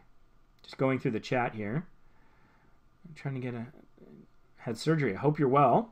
Obviously focus on healing and your health before YouTube. Small YouTubers boost. Don't go into too much details. It would make the stream too long and boring. Sorry, I go into details a lot sometimes. Alaska, yeah, Alaska was awesome. Our Alaska videos are amazing. Stupid Robot Fighting League is here. Man, you're going off topic a lot. It would be better if you stick to a specific topic in your streams. Why? The topic is YouTube. I'm talking about things that impact YouTube. I don't know why it has to be one specific thing. I will chop this up potentially into specific topic videos, and so they can be viewed that way. But the whole idea about this live stream is it's a conversation. I'm not here, like, if it wasn't a conversation, it wouldn't be live. I could just sit here, I could record. I could get people to, I don't know, send me $20 and I'll record a video reviewing your channel and then post that as his own video. I could do that. But this is trying to be a little bit more conversational. It's a little bit of a back and forth.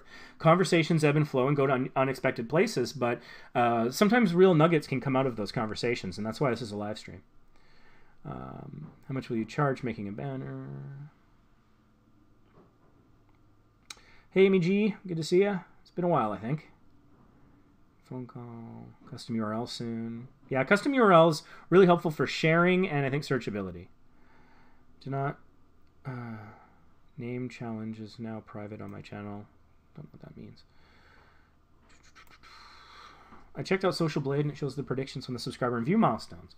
Why does the view count drop when videos are made private? Because the video is private, and so the view count just goes away when you do that. That's YouTube basic functionality. It's a consequence of privating the video. It's kind of like the video never happened. Are you talking about Article 13? I don't feel like I'm well versed enough in Article 13 to talk about it. Anyways, since there seems to be a desire for me to stay on topic, but I don't know what the topic is. Exploring Universe hasn't said what he wanted, so I think I'm going to go ahead. Oh wait, my question is. There it is. If 2 or 3 of my videos out of 70 have content ID claim, can my channel be monetized? Can I become a YouTube partner? Yeah. That's the short answer. Don't take this as gospel. I don't work at YouTube, so I don't know this for certain 100%. But my channel probably has... Vacation Impossible at this point has like 426 videos. I think we probably have like 100 videos with content ID matches, and we got monetized. We got monetized before the new rules, and then we got shut down because we didn't have the watch time requirement. Then we got the watch time requirement. We met it in November. We got remonetized in December. So it can happen to you. And our situation was much worse, certainly as a percentage.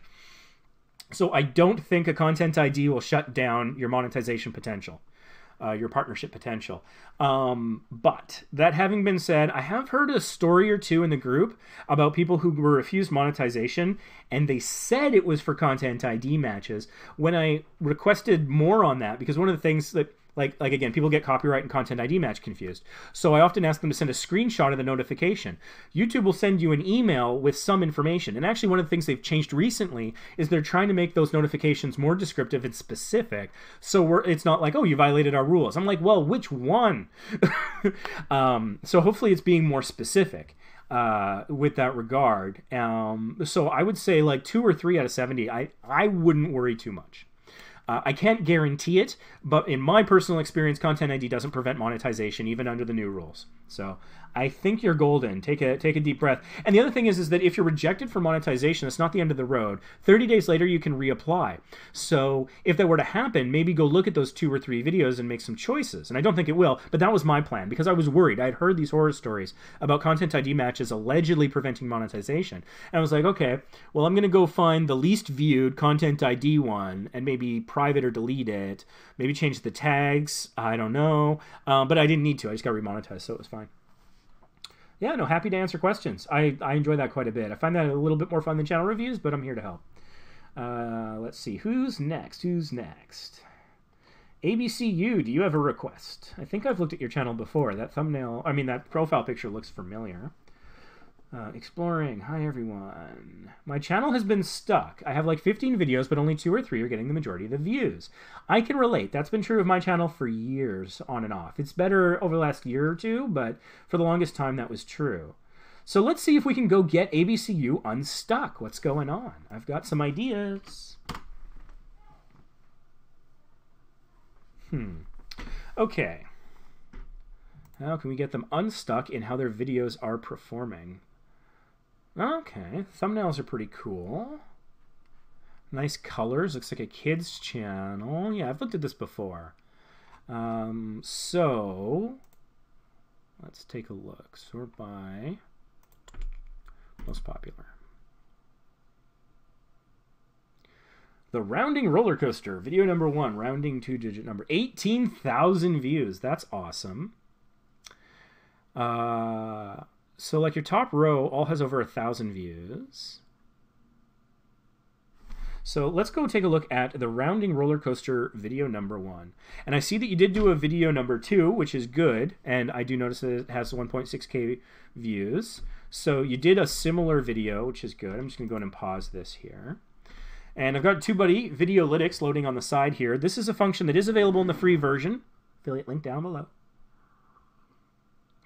So let's see what's going on here. Rounding 2-digit numbers nearest 10. We've got a lot of comments, so good interactions there. You've got all the check marks for best practices under TubeBuddy here. That's good. Now, none of your videos are coming up suggested, but that's for me, and I don't watch this kind of content very much, so that's fine. It's not coming up as suggested, but it is coming up as the next autoplay, which is interesting. And actually, it kind of has hijacked the suggestions because they are kid-friendly videos. Look at those tags, everyone. Look at those tags. This is beautiful. Not a single tag without a ranking. Okay, so what is ranking? If someone was to search any one of these search terms, then the number in green is where it would show up in the results. TubeBuddy only shows the first 20 results or so, so if you rank in the top 20, then you get that. So you are ranking like a boss on this video. If you're to go in and look at your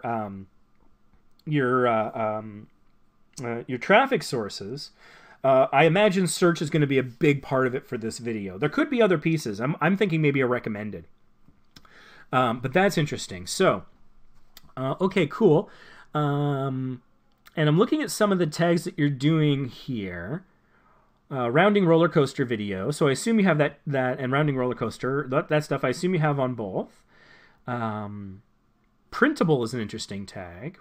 Rounding to the nearest 10. Nearest 10 is probably doing well for you, even though it's number 4. It's a shorter term. Third grade math rounding. Rounding third grade. Rounding numbers rounding. Okay. So you're doing that well. You're doing all the best practices. It's got an upvote on Reddit and 6 mentions on Twitter, which isn't nothing, and 34 likes on Facebook. So that's pretty awesome. Rounding roller coaster, rounding numbers, third grade as the hashtags. And you've got a pretty good sized description there. And what I'm seeing here is interesting because you got a pinned comment, which is a link to that other video, which is pretty smart. In fact, I'm going to go ahead and give that a thumbs up because that's just smart. But it doesn't look like you're replying to the comments much, which is surprising. I mean, you could probably take this video to the next level by going in and just replying to as many of those comments as you can that would drive engagement. New friend, hug you, hope you hug me too. God, I hate that. That is sub for sub wearing a hat. Thumbs down. Ugh, don't do that, people. If you do it on Small YouTubers Boost, I'm going to report you. Because I just know you're breaking the rules. Don't cheat. Ranty. Okay, so cool. This is what your successful video looks like. So, and that's 6 months old. Now I'm going to go look at a 7-month-old video, which is your lowest view count. And I noticed that you have closed captioning. You've captioned all of your videos. That is not easy. Respect. Go in. Going to pause video. Sorry, it's going to suck for your watch time.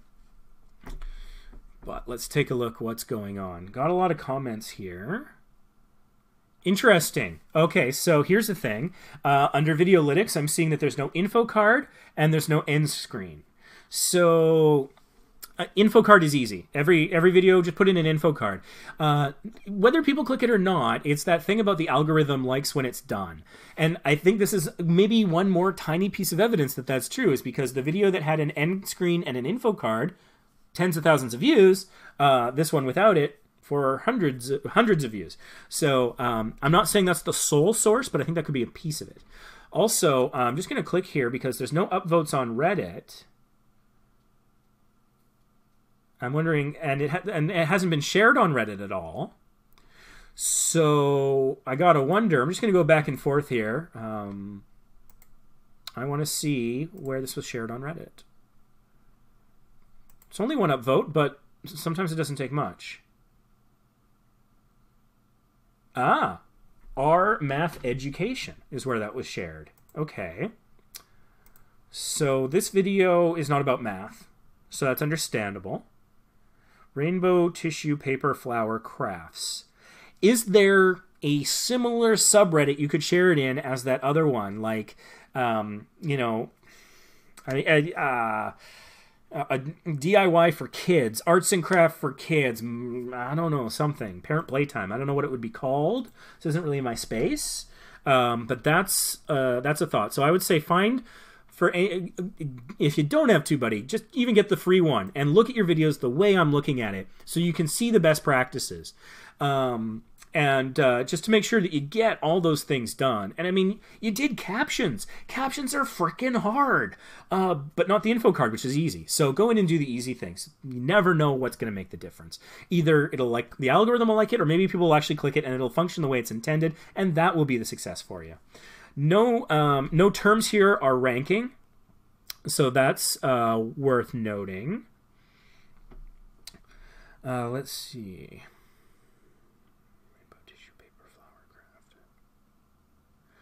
One of the things I'm noticing is, oh, it's a song. Okay, that's cool. Your title does not completely appear in the tags. For example, it says this video's tags appear 3 times in the title and description. That's not a good number. That's why that is in red. So what I would do is, and again, this video, shorter description. So bulk up the description and bulk it up in proper sentence and paragraph structure, but trying to incorporate as many as the words you're using in your tags as possible. So just go in and add another paragraph and just find appropriate, accurate, conversational ways of just hitting all of those. Consider them goals that you're trying to hit along the way. It's like, in this video, we show you using sight words, how to create paper flowers with tissue paper. You know, we make on this channel, we make a lot of toddler songs and color songs. Or at ABCU, we make a lot of toddler songs and color songs. You know, color songs for preschool are a great way to learn. Something like that. Just try to hit those. And the other thing is that I would suggest is rainbow tissue paper flower craft. Try that as a keyword, all as one thing. That might rank higher because it's a longer tail keyword, might be less competitive. So those are, and also when it's there, like you have it in the description, you have it in the title. If you also put it in the tag, that tag has a high chance of achieving what I call keyword alignment. If you say it, if you subtitle it, if it's in the title, in the description, and in the tags, and God willing, somebody comments about it, YouTube's gonna look at that and be like, well, damn, that is absolutely what this video is about. I got high confidence. If somebody's searching that term, I'm gonna show them this video. Because the other video that isn't as consistent in using that term might not be about that. Especially nowadays. I mean, not even just nowadays, the last couple of years. How many things have we heard problems where, like, the title didn't match the content, and that became a big problem for things? Videos can get taken down for that. I'm not saying you're doing that here, but going the opposite direction of the bad thing is how you can maybe do the good thing. So, real opportunity here. Real opportunity, I think. And again, we're seeing some interesting things here. Like there's a pinned comment by you, and it's just your channel link. People have replied. Oh, interesting. I don't think that makes the best pinned link, honestly. You know, do you have... I'm going to jump ahead in the video. Ah! There's another thing you can do. This is an easy set it and forget it. I'm not seeing a watermark here. Go into your Creator Studio, and you can, under Advanced Branding, I think, you can upload a semi-transparent PNG that will appear, and you can set a time for it to appear, like 30 seconds into your video, I think is what I often do, 25 seconds, 5 seconds, whatever, that there will be a clickable link in the bottom right-hand corner that's semi-transparent, so it's not hugely disruptive, for people to subscribe. So that's another subscribing opportunity there. And then if you have that, you also have the subscribe button here. You also, I see, have the link in the description. So having it also as the pinned comment, I think that's a little too much. Partly because a pinned comment should drive people, like your other one, hey, watch a similar video. Solid. But a good pinned comment, is, if it's not doing that, is maybe asking an engaging question because you want to drive the engagements. The more comments that there are in the comments section, you know, the greater algorithmic favoring you get, because what YouTube really wants to see, and it's interesting, no one's clicked like or dislike on this video, which is interesting, but YouTube wants to see interactions, because interactions in YouTube's view is that you've connected with your audience in some way. Admittedly, you might have just pissed them off, but even that they like better than not connecting at all. It's kind of weird. But like people come into the Facebook group about this every now and then, and they're getting pretty wise to it, which I like, but they come in and they're like, I've got a troll and he's disliking all of my videos. And like some of us who might be a little bit more experienced, we come out and we're like, good on ya. Well done. That's awesome. And they're like, what are you talking about? We're like, well, you're getting views and watch time, and you're getting interactions. Those are all good things. It would be better if they were likes instead of dislikes, but it's a dislike is still a positive for your video. How weird is that? One thing that people have been experimenting with, some of the mods have been experimenting, a little behind the scenes, I hope they don't mind me mentioning this, is they've been using the like and the dislike buttons as a voting mechanic on some of their videos. So like a gamer might have a 6-part series on Cuphead or something, and they're like, all right, what game should I play next? Give us a thumbs up if you want it to be No Man's Sky, and give us a thumbs down if you want it to be Mario Paint or something. And so they've been using that to drive the interactions, and from what I've been hearing, some of the early results were quite positive. And so I've actually tried experimenting with it here on this channel, Small YouTubers Boost. I'm trying to gather some data. I want to do it without risking Vacation Impossible, because that's my first love.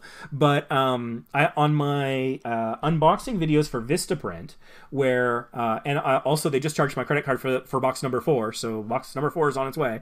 But I get this mystery box of physical materials to promote my channel.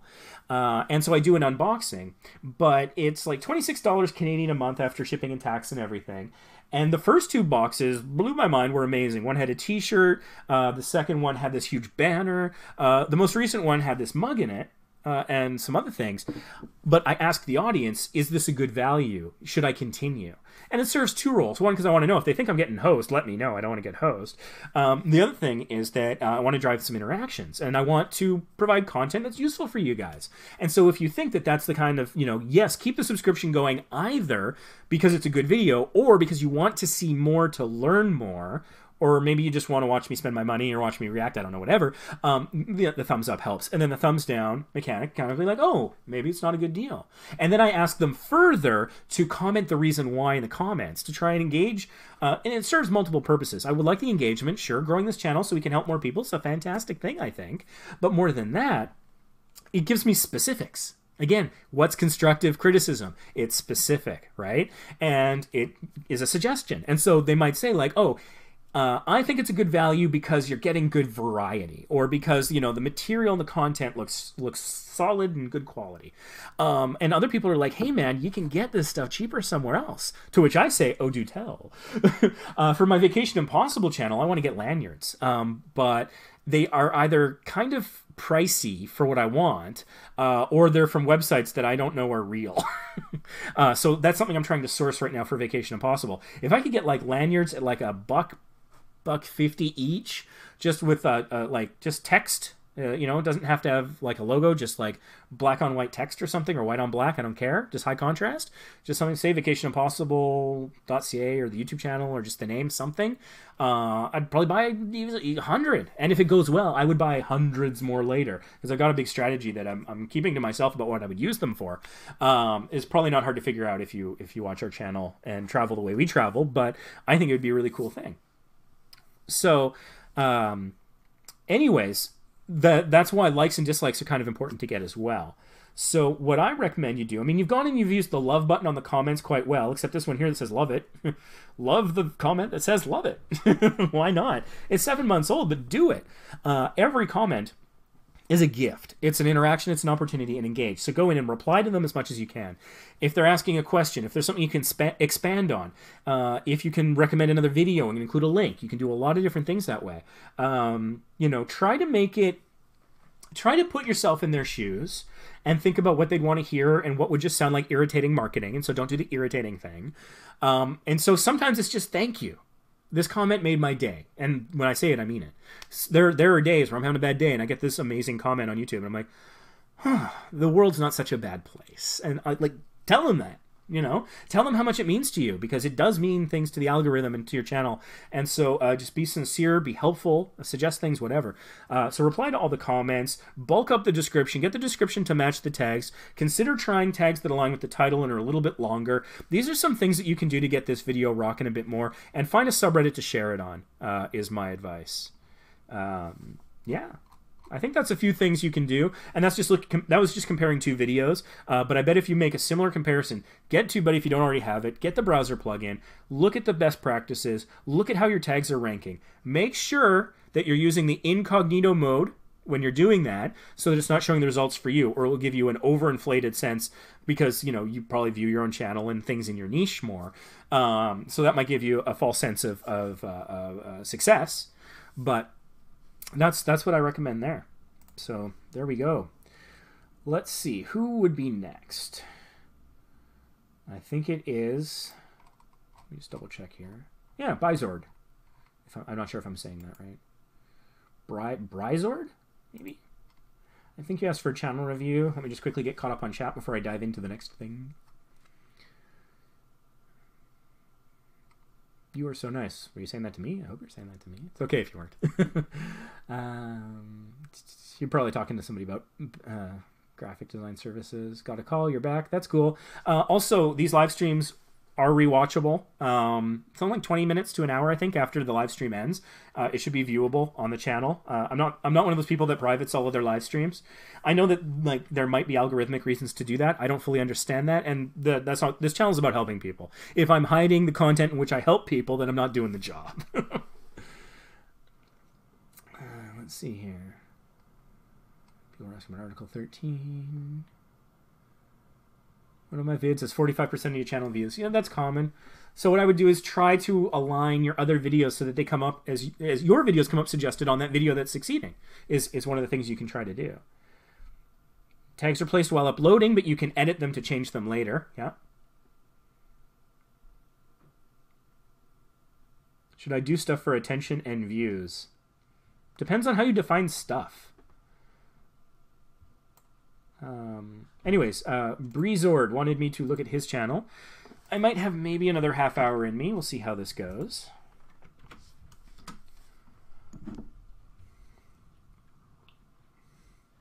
So, the TubeBuddy Search Explorer score for the search term of your channel name is a 31. It's fair. Most used tags: funny, PS4 Live, PlayStation 4, Sony Computer Entertainment. What that tells me is that you are probably uploading or live streaming things directly from your PS4, because 3 of those tags are default ones that Sony PlayStation 4 includes in their uploads if you don't change them. I don't even have a PS4, but I'm pretty confident of that answer. Let's see here. Welcome to Breezord's and Pikachu's YouTube channel. It's interesting. That's a video result. So you've got this this profile picture, which is interesting because in chat I couldn't really tell what it was, but what I see here is really quite cute. It's a girl with a Pikachu hairband on the head of a long-suffering father, brother, boyfriend, something, I don't know. So it's a cute picture. It doesn't pop at lower resolutions. I don't know if you have the ability to do something about maybe the background. If the background was in greater contrast to the colors in the foreground would be better. It's a very sort of pastel theme, which from a style standpoint is consistent and nice. But the things that really pop out, I think, are the shoes. Yeah. And I don't know that that's necessarily what you want to be focusing on. So, yeah. It looks like all of the video results are your channel.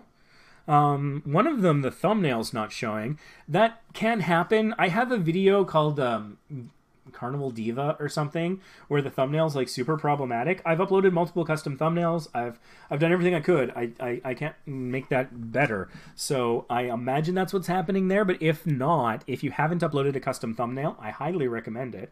Because, actually, yeah, because this was 3 years ago and it has no views. That's weird. So whatever that is, I mean, yeah, a custom thumbnail, or maybe consider privating it. If it has no views, then it has no watch time. Then you wouldn't be losing anything if it's no longer valid. I don't know. It's not driving traffic for you, so that might be a vestigial tail or an appendix that you could get rid of without much loss. I don't know. Okay. Hello, heckin' Amy, and what is up, good people of this YouTube nation? Sorry, reading that doesn't flow for me. Welcome to Breezord and Pikachu's YouTube channel. So I'm wondering if this is like a specific anime, gaming, Pokemon reference there. I don't... Oh, heckin' Army. I don't know why I missed the R there. Hello, heckin' Army. So I'm guessing you've named your subscribers the heckin' Army. Just a guess. It might be reference to something I don't know. I know that the Creator Studio, or whatever they call it, videos that YouTube puts out, encourages people to like create a relationship with their audience, and they say the way to do that is to name them. I am skeptical. You can probably read that on my face. But maybe it works. I don't know. The thing is, this is the beginning of your description of your About page and also appears on search results. And so if this heckin' Army is your subscriber base, they are not part of it yet if they're reading this in like 2 out of 3 cases. So maybe if that's what that is, put that later, if at all, in the channel description. It's also conversational, and I don't know that an About page is the place to be super conversational. Not at the very beginning in search results.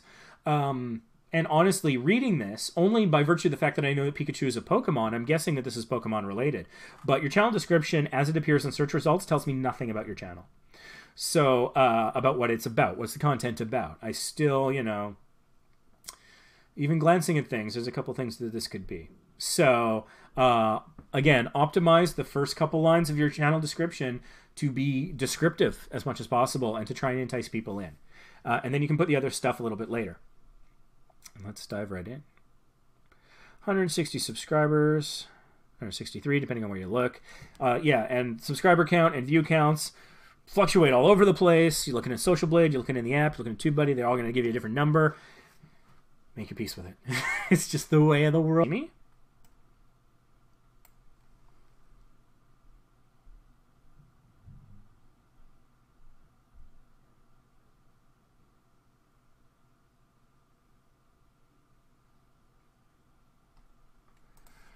Let me just ask in chat. Can you still see me? I got a notification that there was a disconnect of some kind, which is weird because my timer on OBS is still showing me live. Shows 0 dropped frames. Says I've been going for an hour and 38 minutes. So seriously, anybody in chat? Yeah, okay, I'll continue. Given it froze. Okay, but is it still frozen?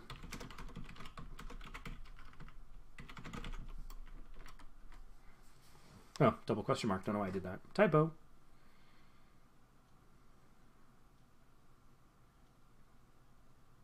It's not still frozen. Okay, cool. I think I'll complete this channel review and then probably call it a day. Troubleshoot what that connection issue was. I'm all good. Cool. Thanks, guys. I really appreciate y'all being here and being responsive in chat. So, you've got a channel trailer, which is good, and it's welcoming people to the channel. Welcome. And again, it's interesting because it's welcome, new paragraph. Pikachu and I work together on this co-op YouTube channel where we play all sorts of games from VR chat to Gmod and everything else. Be sure to subscribe and hit that notification. That's pretty good. I don't know about the word welcome. It's not searchable. It's conversational. Say welcome in the video maybe, but I don't know about writing it down. I think that you could probably... I really like the fact where it's like you work together on a co-op channel, play all sorts of games. You mention a couple games. That's pretty solid. You could flesh it out a little bit more, possibly. Your channel trailer is about 2 minutes, which is potentially on the long side, but it depends on how it's structured. 2 minutes is not a problem if it's engaging. So that's fine. Your banner is interesting. It's got some good stuff going for it. But it's weird in the sense that it's a similar issue as to what I was talking about on an earlier channel, where the Pikachu text is kind of pixelated and rigid on the lines, whereas the first name is clear and crisp, and I don't know why that is. It feels like the "and Pikachu" was added later. And so anything that you can do to make the middle and bottom line look more like the top one, because the top line is crisp, clean, professional, but the bottom looks I just pixel something. I don't know what causes that. The graphics of the two people is awesome. I like that. Keep that. That's solid. The controllers and the Pikachu stuff, yeah, that's fine. That's pretty good. I see you've got a link here to Twitter and 2 Twitch links to the 2 characters, it looks like. I get that. That's pretty solid. Let's see here. And the Twitter link is formatted properly, which is good. You got a featured channel. You got popular channels. That's good. You got uploads. So, of course, again, I recommend a horizontal row of popular videos. You just go in here, click Edit, Channel, Add Section, and then that'll be one of the options that you can select. I forget how many videos you had. Yeah, you got a decent number of videos. What kind of playlists are you working with here? Oh, that's interesting. There's a popular uploads playlist that you've created. So I'm guessing that's something you've done manually. That's interesting. Wait a minute. Okay, so you have Let's Play Gmod, 2 videos. Let's Play Resident Evil 2, 3 videos. So I wouldn't add any of your playlists yet until you get one of them having at least 5 videos in terms of your homepage. But I do think a popular videos horizontal row is a good idea. Channelytics time. Go gadget TubeBuddy. Let's do this little reset thing here. Maybe one day they'll fix that. Okay, so got some... Okay, I see here. So I think the challenge that you're having with your channel tags is that you're not having multi-word tags. All of your tags are one word. So I think you would do better to have multi-word keywords, because smaller channels need to go for those long tail keywords. They are less competitive, and so you're more likely to rank. You know, if you come in 8,000th for video games, but you came in 19th for, you know, I don't know, funny Pikachu video games, then the second one's going to actually get you traffic. Whereas who's going to go to page number 27 in the search results to find it otherwise? So that's my thought there. I know you're not a fan of TubeBuddy, but one thought is what I would normally suggest to people who are willing to use it would be to go look at the channel tags used by other channels in the niche and see if it inspires you, or frankly, you could just kind of copy some that you think are accurate and apply to your channel.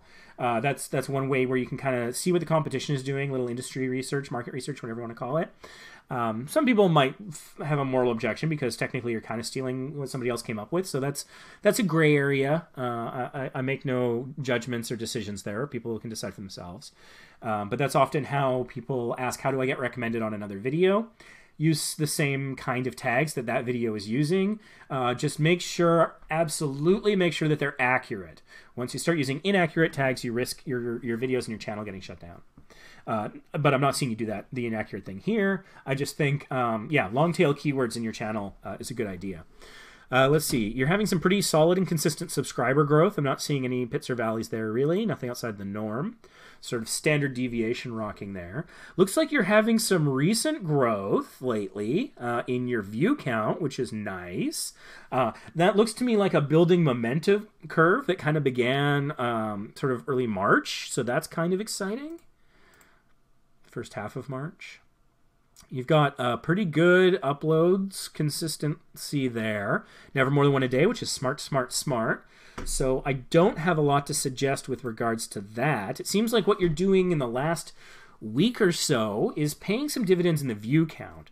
So take a moment and think back on what you've done over the last week. Were there new Facebook groups that you joined and shared your video in? Was there a subreddit you were active in? Were you tweeting things with a particular kind of hashtag? Were you producing videos of a particular type? Things like that.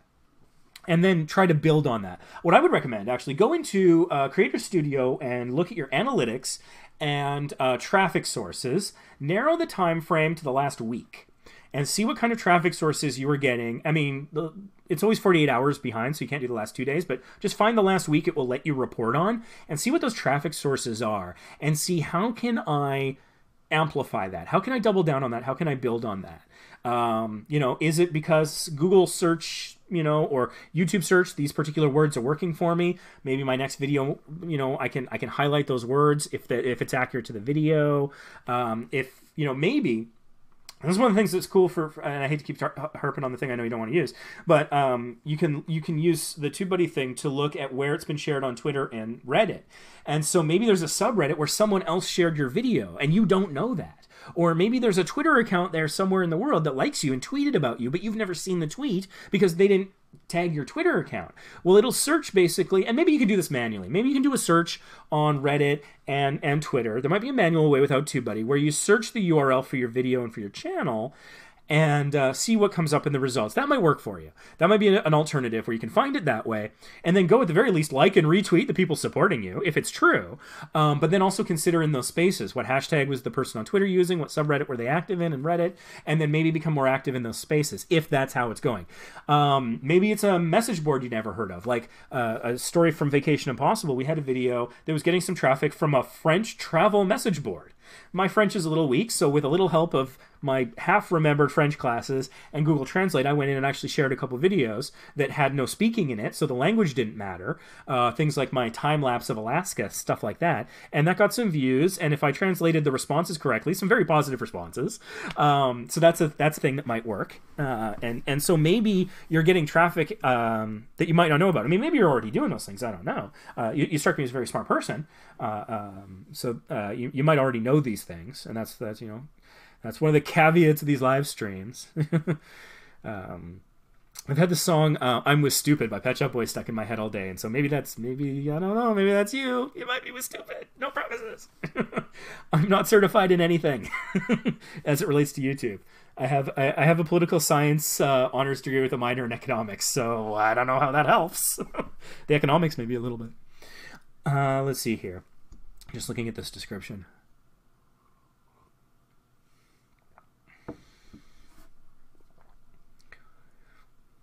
So I spoke about this in the last live stream and actually created some recent clip videos about it. But basically, I recommend against social links in the description of a channel, not a video, the channel, because as you see here, they are not clickable. So someone would have to go to the work of highlighting it, copying it, and pasting it, or typing it out.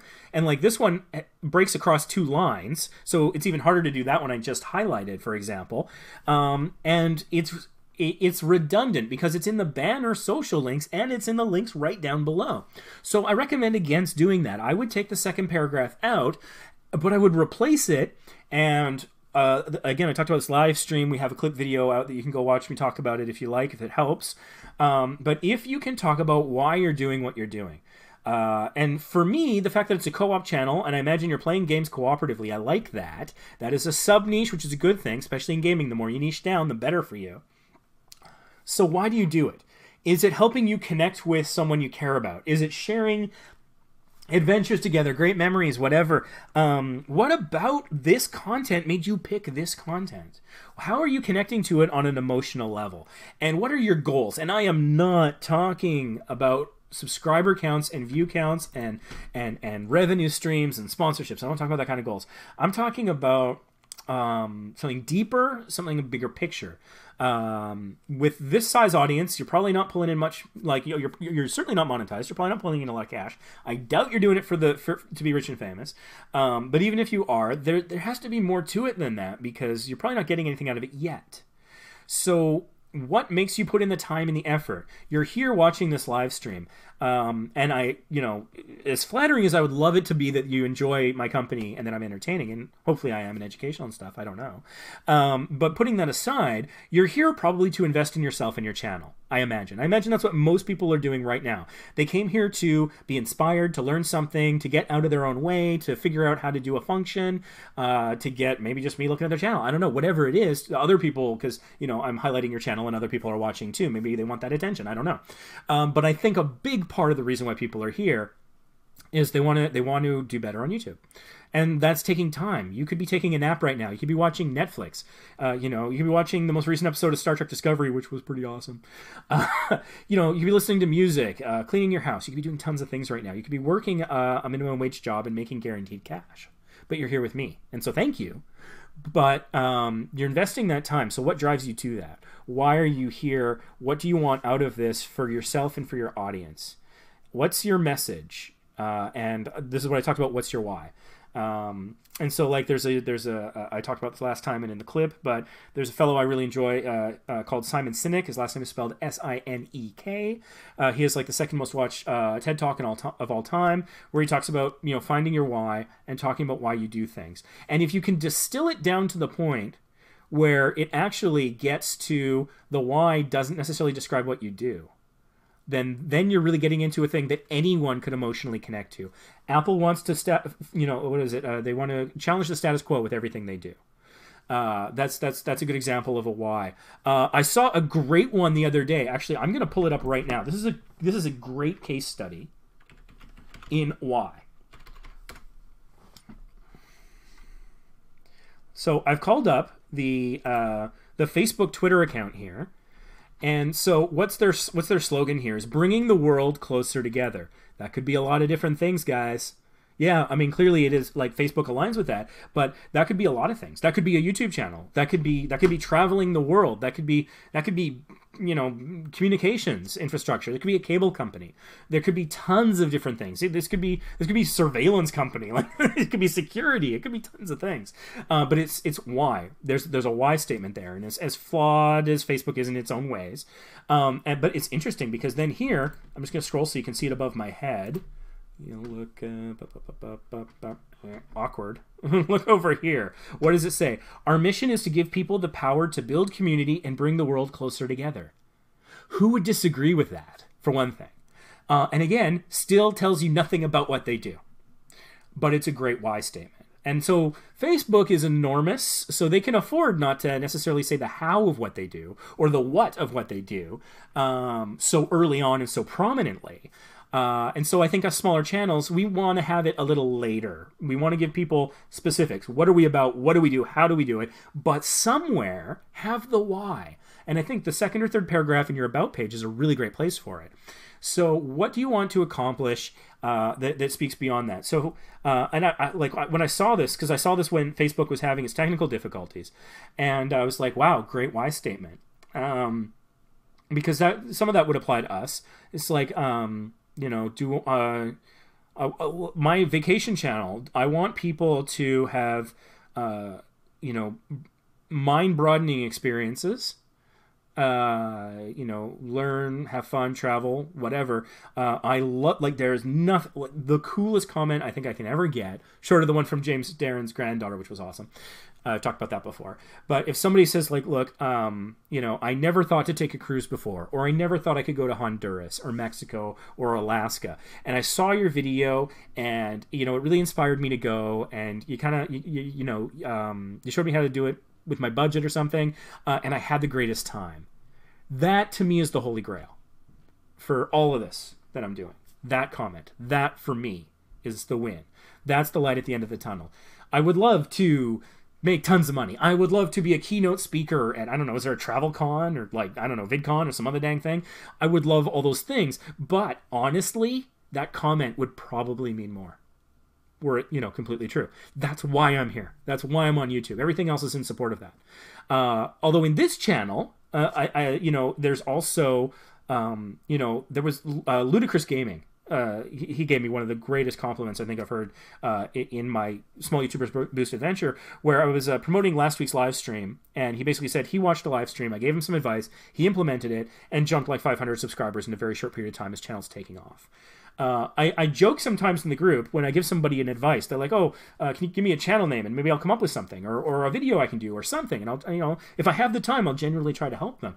And then they come back with, "Wow, that's amazing." And I kind of jokingly, demurely, like, you know, "Hey, you're welcome," kind of thing. The way that I reply often is I'll say, "Don't forget me when you're famous," or "Remember me when you're famous." And it's a bit of a tongue-in-cheek line, but also, I mean, if someone were to come back and say, "Hey, look, you gave me this piece of advice, it made a huge difference, and now we've grown and we are helping all these people, or informing all these people, or making this money for my family so we're not in poverty," or whatever, that for me would be the holy grail of what I'm doing here today. Is to have somebody come back and say, like, "Hey, look, you know, you helped me be successful, and you know, maybe a thank you or something," or not even that. Just tell me that it worked. That would be great. And I get that every now and then. And more than anything else, more than subscribers and views and comments and likes and dislikes and all that other stuff that we all talk about all the time, that's really, for me, the holy grail. That would be, that's what making it looks like for me on my two channels. What does it look like for you?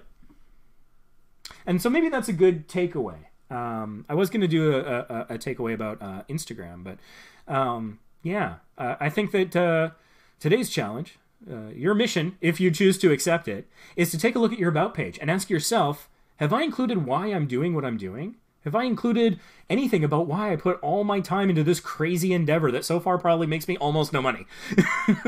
Why am I doing it? And is there anything in there that explains why? And just put it at the end. Just put it at the end of the description. Put something in there. You can change it later. You can evolve it over time. But make sure that there is something talking about why you're doing it, because for fans, for true fans, I mean, you know, if you want something to watch after watching this, go check out Roberto Blake's video about 1,000 true fans. Or go watch Vacation Impossible. We got a video with parents. But like he talks about, like, and I've heard this theory before. There are books about this, and I've heard this theory months and months ago. Back in October, Achilles Melee, the gaming channel, told me about this. Where if you have 1,000 true fans that one way or another can generate $100 for you every year, then you can live a very comfortable life doing what you love. And so maybe it's just from ad revenue, maybe it's from Patreon or selling a book or DVDs or, you know, appearances or whatever. But if you know, then that's one of the ways that people can achieve a kind of financial freedom and success. So, but a true fan cares about the why. And when they buy into the why, that could be the moment they become a true fan for life. A lot of people you support or that support you might do so because of why you're doing it, not what you're doing. I don't make the highest quality videos. I am not the world's greatest expert in YouTube. I'm just not. I'm working off of a webcam that is off-brand, that I got as a present. You know, I have no training no formal training. I mean, I've tried to self-educate. You know, Hootsuite has free courses you can take, and I've taken all of them for social media stuff. But what makes, I think, it different for people is really the why. That's the thing that can be different for you, because of what you care about, what your values are, how you feel, that people can identify with, that you don't have to be the world's greatest photographer, that you don't have to know the secrets of the algorithm necessarily. If enough people connect with you on that emotional level, then they'll watch everything that you put out. They'll buy everything that you sell. They'll share you with other people because it gives them something, because it gives them a connection, a sense of meaning, enjoyment, whatever. I really enjoy the CU podcast. And one of the topics they cover is wrestling. And I just don't care about professional wrestling. Someone on Twitter the other day was like, oh, send a picture of your favorite pre-2000s professional wrestler. So I sent a picture of Andy Kaufman. If you know what I'm talking about. I feel proud of that tweet. I was like, yeah. But I'll sit there and I'll listen to it because I want to support them, because I like the sounds of their voices, honestly. And they're funny, even talking about things that I might not care about. But it's because I am a true fan. I've supported them on Patreon. I've bought, I think, all the DVDs that they put out, and some of the DVDs they did for the Video Game Years, which was a collaboration. I haven't bought any of the t-shirts, but I bought the book. And I go and I see them at convention every year. And so I am a true fan. And the kind of thing that can get someone to true fan status is sometimes the why. And so it costs you nothing but a bit of your time. And also, I think once you understand your why better and can articulate it better, that can help you. I was at a convention, Portland Retro Gaming Expo, years ago, and I was in line to see the angry video game nerd, James Rolfe, Cinemassacre, whatever you want to call him. And there was a guy in front of me who's the Rule of Two review. He's on YouTube, pretty good guy. He was awesome, actually, super supportive. I had less than 100 subscribers at the time, and we were waiting. The line wasn't really moving, so we got to talking. He was talking about how he just hit 5,000 subscribers and was being invited to fly out to New York to try out the Nintendo Switch on Nintendo's dime. Only 5,000 subscribers, but that's kind of where the level where those things can start to happen for you. And so we got to talking, and he was like, oh, what's your channel about? And I'm like, well, I really want to encourage people to travel more. And so I try to show them places they might not think of, make it less scary, make it cheaper, that kind of stuff. He's like, and in an instant, in like 2 sentences, he was like, that's really awesome. Wow. And I had him. I mean, I wasn't trying to get him in the first place. I was just talking, but I was sincere and I was excited about the subject. And he was like, man, you're going to hit some 100 subscribers in no time with an attitude like that. I'm going to, he got out his phone. He's like, I'm going to follow you on Twitter right now. I'm going to remember when I get home. I think he lived in Seattle. We were in Portland at the time. I'm going to tweet about you. I'm going to make sure I subscribe. I want to watch you succeed. And I said, like, do you have any interest in traveling yourself? He's like, not so much. The what? Didn't matter. The how didn't matter. The why mattered a lot. So why not get those people too? All right. So that's your challenge if you choose to accept it. Go out and try to make sure that your About page on YouTube somewhere indicates the why of what you're doing. Thank you very much for watching. It's been a blast. I look forward to seeing you at the next live stream. Quick shout out to the Moo crew for the t-shirt. I like to support them. They sent me a t-shirt. So that's Joel in the Facebook group. So thanks for the t-shirt again. I thank him a lot. I've been wearing this thing for like years of live streams, but whatever. I like to support other small creators, so he's pretty cool. Anyways, thanks for watching. It's fantastic. I hope to do this again probably April 4th or 5th, I don't know, but we might do it sooner, so make sure you're subscribed and notifications on. First person in chat's first person to get a request, so keep that in mind for next time. This live stream will self-destruct in 5 seconds. Thanks for watching.